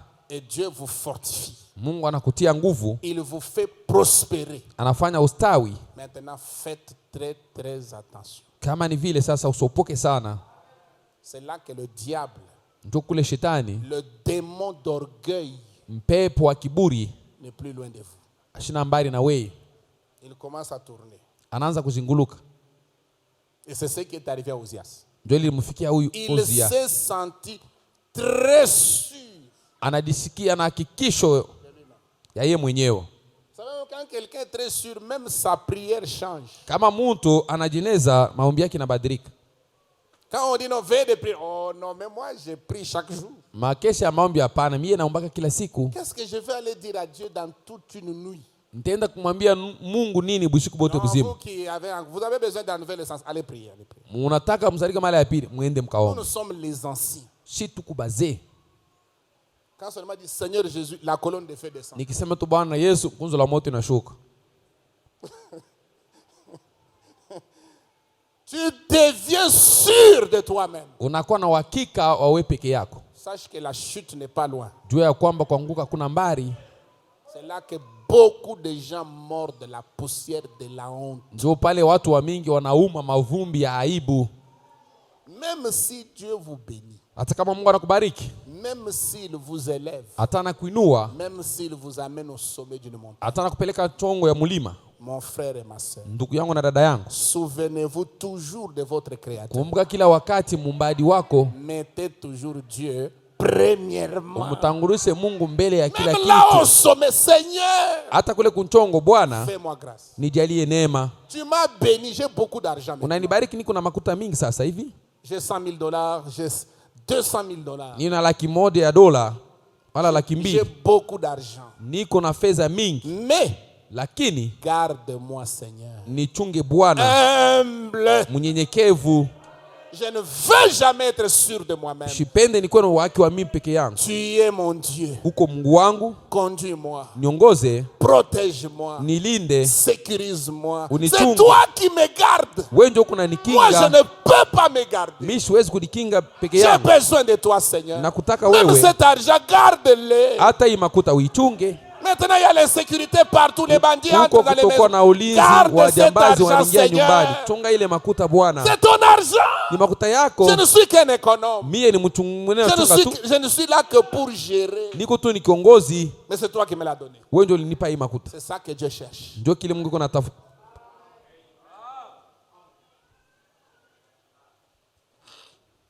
Une telle attitude. Hali kama ya hivi. C'est là que Dieu peut ajouter encore. Ndio kule Mungu anaweza kuongeza tena ingine. Il a $200,000 mais il est humble comme ça. Eko na $200,000 mnyenyekevu hivi. 500,000. Eko na $500,000. Et il observe. Anangalia. Il observe ton attitude. Eko naangalia hali yako. Quand tu es à l'église, comment tu te comportes? Wakati uko mkanisa, mwenendo wako iko ya namna gani? Comment même tu t'assois dans la maison de Dieu? Namna gani uko nekala nyumba? Hali yako iko ya namna gani? On peut voir que l'homme est devenu orgueilleux, ne fût-ce que par son attitude. Tunaweza kuona huyu mtu anakuwa kiburi mpaka hali yake tu. Si tu continues à rester humble. Ukiendelea kubakia mnyenyekevu. Il y a beaucoup de gens quand ils sont un peu ils font des défilés pendant le culte même 5 fois. Kukubantu bengine beko na tembe sana wakati hata mara 5. Donc il montre l'habit qu'il porte ce jour-là. Eko naonesha nguo alivala ile siku. Quand il sort pour la première fois, ils n'ont pas vu. Anatoka mara ya kwanza abaya nione tu. Anarudia nikala. Deuxièmement, il sort. Vous ne voyez pas. Anatoka tena ndio kusema amuone. Et Dieu connaît votre cœur. Mungu anajua moyo wako. Il connaît votre esprit. Anajua roho yako. Il connaît votre attitude. Anajua hali Moi je suis un homme, mes frères. Mimi niko mtu banduku. Je suis limité niko na Mais mipaka. Dieu est infini. Mungu eko bila Il mwisho. connaît la profondeur de votre cœur. Anajua uketu yenye kwa ndani ya moyo wako. Et Dieu bénira votre vie en fonction de votre esprit. Atabariki maisha Et de votre yako attitude. kwa ajili ya hali ya roho yako ile uko nayo. Amen. Amen. Par vous les sœurs, c'est vous qui êtes à la base des problèmes dans vos foyers. Mwe badada ndio mkunaleta mamambo manyumba yenu. Votre mari, lui, n'a pas de problème. C'est un fils de Dieu. Il Mume est wako ana na mambo, yeye ni mwana wa Mungu. simple. Eko tumnyenyekevu lwake, Il craint Dieu. anamwongopa Mungu. Mais toi, tu fais des exhibitions. Weye huku najitoa tu. Exhibitions. Tu fais des démonstrations. Tu arrives comme ça, tu ouvres ton Unajitoa, sac. unaonesha tu, unafungula Tu msakoshi prends yako, même $1000, tu mets au-dessus. unabeba $1000 unaweka pale yulu. Et puis tu fais semblant comme si tu fermes seulement à moitié. Unasula yako sawa unafunga tu ni kipande kingine kinabakia wazi. Pour que ou les voisins angalie roi mume. Et que celui qui est à côté de toi puisse voir et que ça le fait Franklin. makuta kama ya hivi. Madola hivi. M'habiller à $100. C'est ça les francs. Madola. Tu prends 1000, tu mets au-dessus là. Ou même une liasse de 2500, tu mets au-dessus. Unabeba tu ile 2500 unaweka pale yulu. Parce que ton mari, Dieu l'a béni. Tu prends 2500 comme argent de poche. Bwana yako banambariki sana, unabeba 2500 sawa makuta ya kutembea nayo, tu mets dans ton sac. Et puis tu ouvres seulement comme ça. Pour prendre l'argent d'offrande, $20. Juu ya kubeba makuta ya sadaka unabeba $20. Tu as 2500, mais tu donnes à Dieu $20. Tu es égoïste. Ukuna 2500 Mungu nampa sadaka ya $20. Huku wachoyo na mwenye kupenda makuta sana. Et puis pour fermer, tu fais tout comme si la tirette complique. Juu ya kufunga, ukunafanya yote iko sawa, ile tireti ile À moitié haifunge. fermée. Unafunga kipande. Wakati beko naimba mpaka natupa korincho. Même quand on prie. Hata wakati beko naimba.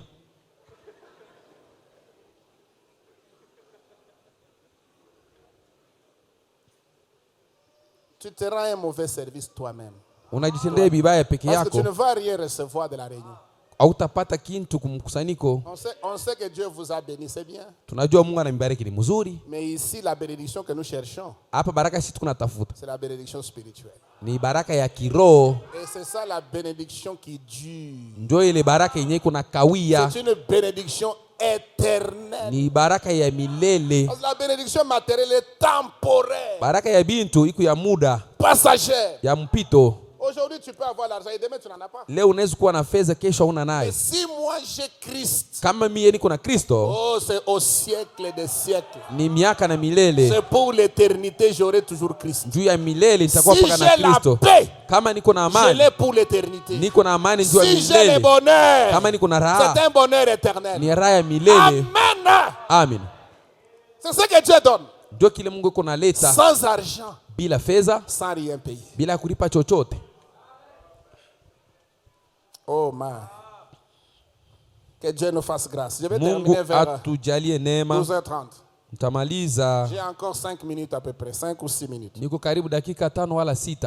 Je ne vais pas vous garder trop longtemps. Comme la Sipendi fois passée. kumichunga muda mrefu sawa, imeshuka kumkongo.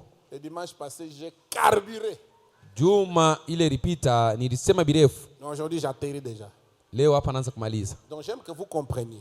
Napenda mwelewe, Quand Dieu vous bénit, wakati Mungu anakubariki ne vous sentez pas sûr de vous-même. usijisikia kwamba unafika. Parce que quand un homme devient sûr de lui-même, Kama mtu anaona sema anafika, il devient un je sais tout. anajua mwenye kujua vyote. Quand un homme est un je sais tout, Kama mtu ni mwenye kujua vyote, il ne reçoit pas de conseils. asitapokea tena mashauri.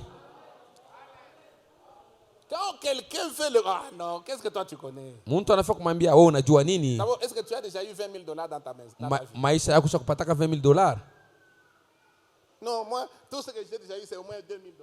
Mimi nishakupataka paka $2,000. Si tu avais des bons conseils à donner, Kama ulikuwa na mashauri mazuri ya kuleta, tu peux les appliquer sur toi-même unaweza kujishauria wewe mwenyewe et avoir $20,000 par exemple. na upate sasa. Tu auras même 50,000, alors viens me donner des conseils. Wakati utapata dola msingi, sasa utakuwa sasa kunipatia C'est shauri. de l'orgueil.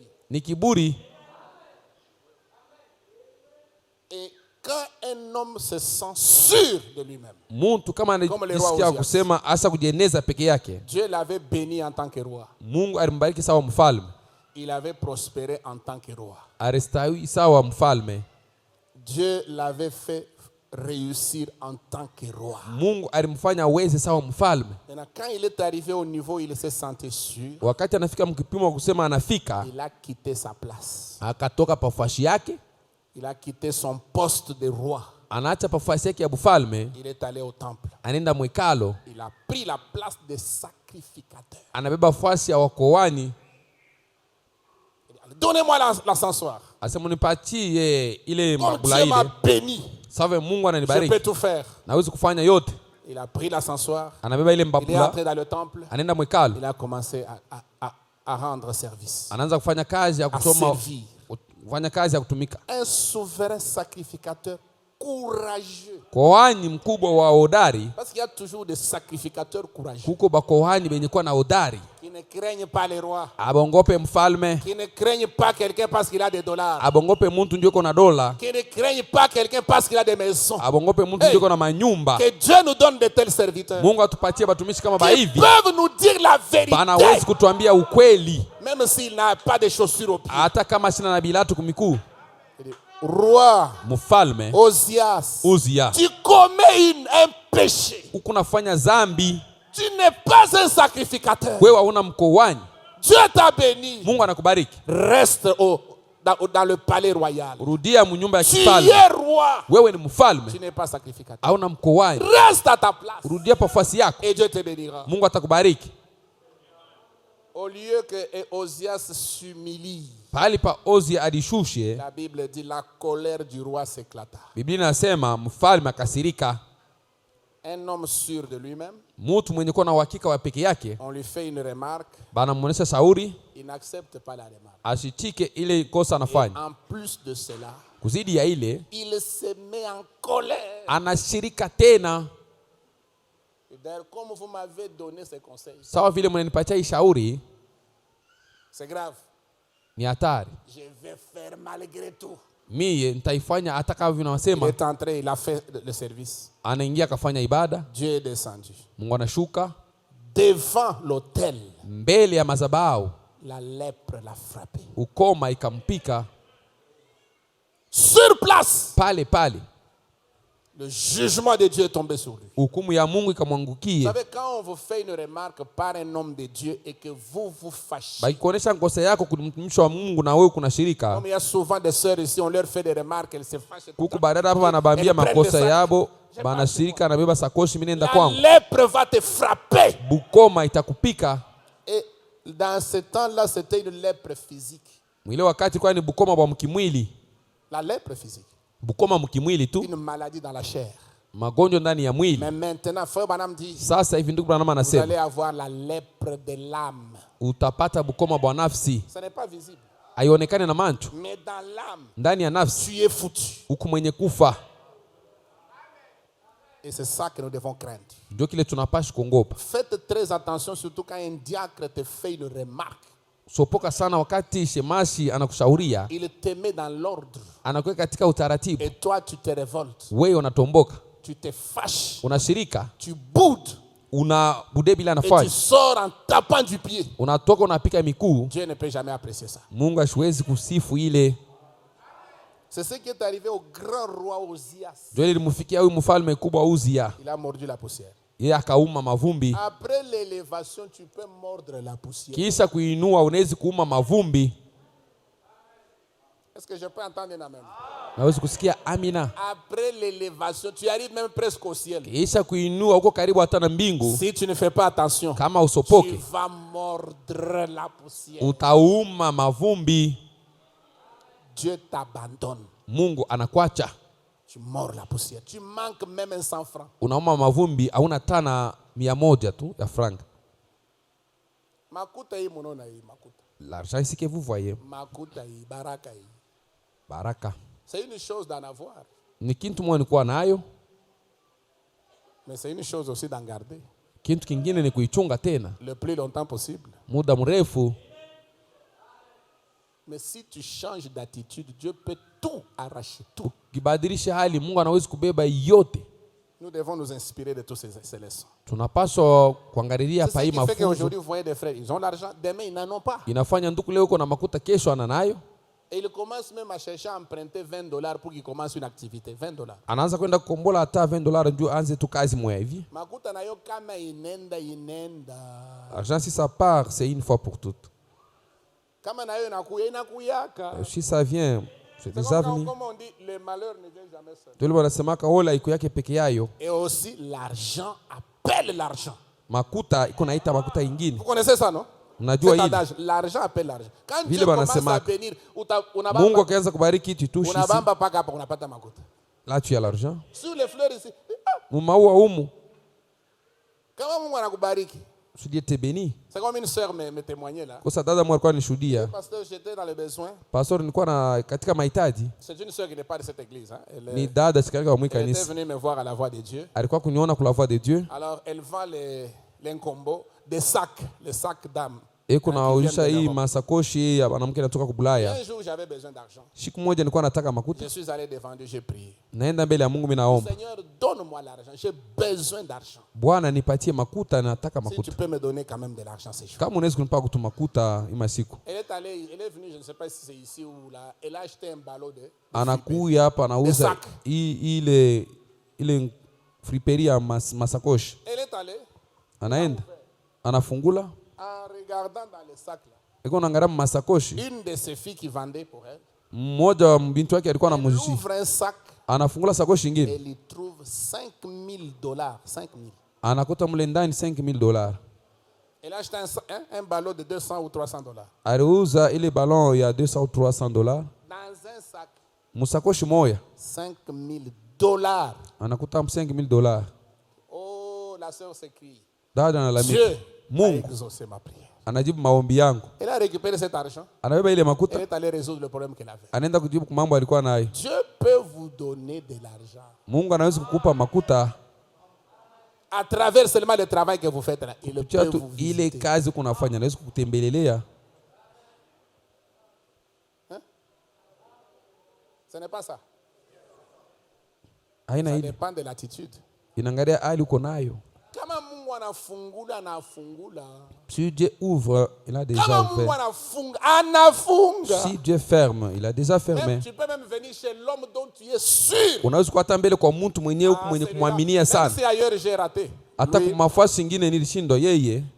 Tu frappes seulement comme ça. Unakonkola. Faire vraiment que Dieu soit loué. Mungu Tu es abarikiwe. là. Uko pale. J'ai besoin de telle chose, telle chose, telle chose. Napenda kitu fulani na Frère. kitu fulani. Ndugu, J'avais de l'argent. nilikuwa na makuta. Il y a un frère qui vient de sortir. Ndugu mmoja anatokea hapa sasa. Il a tout pris. Anabeba yote. Je lui ai tout remis. Mimi nampa Je yote. n'ai plus rien. Hapa sina tena na kintu. Unachoka na kuchoka. Tu es fatigué.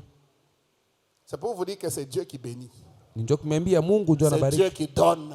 Mungu njoo Mais il kunaleta. donne à travers les gens. Analeta kupitia bantu. Parce que l'homme, c'est son agent. Muntu njoo mtumishi wake. Si Dieu veut te bénir, il va te mettre en contact avec quelqu'un qui va te bénir. Akipenda kubariki atakuweka katika upatane na mtu mwenye atakubariki. C'est vrai, frère. Ni kweli banduku. Dieu veut faire de toi un homme riche. Anapenda Il va kukutajirisha. frayer une voie. Anapasula njia. Tu entres en contact avec un riche. Unaingia katika uhusiano na mtajiri. C'est fini. Kunaishi. Tu deviens millionnaire. Unakuwa na mamilioni ya Sans dola. effort. Bila kutumia nguvu. Ça, ce sont les choses que Dieu fait. Hii ni bintu Mungu anafanyaka. S'il veut aussi t'appauvrir, il va t'amener des pauvres. Kama anapenda ukue maskini, atakuletea paka ba maskini.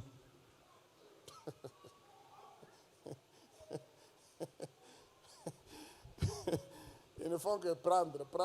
Il n'y a rien qui rentre. Wewe biko unafanya paka biko na kubeba. Hakuna kile Ok, je termine. Il dit ceci. Anasema Et hivi. c'est là que vous commettez votre faute. Njoo kule mnafanya C'est kosa. là où tant d'hommes juste morts de la poussière, de Njoo la kule honte, batu bamingi bahaki banauma morts de la mavumbi ya poussière, de la aibu. défaite. Banauma Parce mavumbi ya qu'ils commencent à kushindwa. se sentir sûrs d'eux-mêmes. Njoo banaanza kujishikia kwamba banafika. Vous commencez à penser que vous avez vécu si longtemps pour Christ, Unaanza kuwaza sasa unaishi muda mrefu ndio wa que Kristo. peu importe ce qu'il présentera devant vous, Hata yote ataonesha mbele de yako. toute façon, vous ferez votre choix pour savoir si vous le voulez ou non. Namna yote utachakula njoo kufanya kama unampenda wala hapana. Vous devez continuer à servir Dieu. Unapaswa kuendelea kumtumikia Mungu. Peu importe ce que vous étiez, il y Ingawa a hata kyote 10 ans, ulikuyaka kuna miaka 10, c'est ce que vous êtes maintenant qui compte. kile uko hapa sasa ndio kile kia maana. Ne dites pas, oh, il y a 10 ans j'étais comme ça. Non, non. Hapana kusema kuna miaka 10 nilikuyaka hivi. C'est ce que vous êtes maintenant Kile uko hapa sasa qui compte devant Dieu. ndio kinahesabiwa mbele ya Mungu. Mettez Dieu d'abord dans tout ce que vous faites. Umweke Mungu mbele ya vyote kunafanya. Honorez la parole de Dieu dans votre vie. Heshimia neno la Mungu maisha yako. Recherchez Dieu Mtafute Mungu et faites ce qui lui est agréable. ufanye yenye kumpendeza. Même si vous n'avez rien aujourd'hui, Hata kama una na kitu leo, observez ce que Dieu va faire avec vous. angalia kile Mungu atafanya na wewe. Il peut vous prendre du ridicule, Anaweza kukutosha kwa maisha ya ovyo, mener au sublime. anakupeleka kwa maisha ya juu kabisa. Dieu a pris Rahab la prostituée Alibeba Rahabu huyu kahaba seulement parce qu'elle a gardé dans sa maison des espions. ni njutu munyumba yake alichunga wapelelezi. Elle a craint l'ordre de Josué, Akaongopa utaratibu ya Yoshua qui alileta. était le messager de Dieu. Mwenye alikuwa mjumbe wa Mungu, Elle a reçu dans sa maison alipokea ndani ya nyumba yake les espions. wapelelezi. Frère Branham dit, Roma elle a nasema reçu dans sa maison les bandes magnétiques. alipokea ndani ya nyumba yake Elle mautepe, a fait de sa maison akafanya nyumba yake une église kanisa pour écouter les bandes. ndio kusikia utepe. Est-ce que vous dites amen, frère? Unasema À amina. cause de ça, Kwa ajili ya hiyo Dieu l'a prise Mungu akambeba du ridicule toka mavumbi jusqu'au sublime. kwa maisha ya juu. Vous savez qu'après la conquête de Jéricho, Kisha sasa kuvamiwa Yeriko, Rahab s'est mariée à un général. Rahabu akaenda kuoana na jemadari. Est-ce que vous savez ça? Unajua hii Elle maneno, qui était une prostituée n'avait pas droit au mariage. yeye alikuwa kahaba, asikuwe na haki ya kuolewa. Parce qu'elle a fait, Kupitia kile alifanya, parce qu'elle a cru, kupitia kenye aliamini, elle a pris position pour la parole. akasimamia neno, Dieu l'a honorée. Mungu akamheshimu. Et à partir de son mariage, Toka ndoa yake, amen, amen, le papa de David est venu. baba yake Daudi anakuya. Et à partir de David, Toka Daudi, Christ est venu sous la scène. Yesu anakuwa mkiwanza. Du ridicule au sublime. Toka maisha ya chini kupanda Vous kwa maisha allez ya dire, juu. mais moi je ne représente rien. Utasema mie Ma simuoneshe famille chochote, est inconnue. jamaa yangu Ma haijulikani, famille n'a pas une bonne réputation. jamaa yangu haina na sifa Mais mzuri. si vous croisez Christ dans votre vie, Ukikutana na Kristo maishani si vous mwako, donnez la place à la parole, ukimpe fasi kuneno, Dieu peut vous ramasser Mungu anaweza kukulokota de la poussière toka et mavumbi, faire de vous un grand nom. kukufanya jina kubwa, Vous élevez et kukuinua, vous devenez une référence. unakuwa pa On kuangalilia. commence à appeler famille telle. Banaanza kuita jamaa fulani, Les gens se tiennent debout et ils vous respectent. batu banasimama bwima na C'est kukuheshimia. Dieu qui honore. Mungu ndio kunaheshimisha. Est-ce que vous dites amen, frère? Eti Si vous mnasema amina. honorez Dieu, Dieu vous honorera aussi. Ukimheshimia Mungu, Mungu Ne comptez atakuheshimisha na pas wewe. sur la réputation de quelqu'un d'autre. Usihesabia kavumu ya mtu Vous mwingine. pouvez construire votre réputation Unaweza kujenga sifa yako binafsi en obéissant à la parole, kwa kutii kuneno, en mettant Dieu d'abord kumweka Mungu mbele ya yote dans tout ce que vous faites. ndani ya yote Et unafanya. cela vous rendra influent. Itakufanya uwe na mvuto, Et cela va influencer les gens autour de vous. itavutwa watu kando kando yako. Amen. Nous Amen. allons tenir debout. Tutasimama bwima.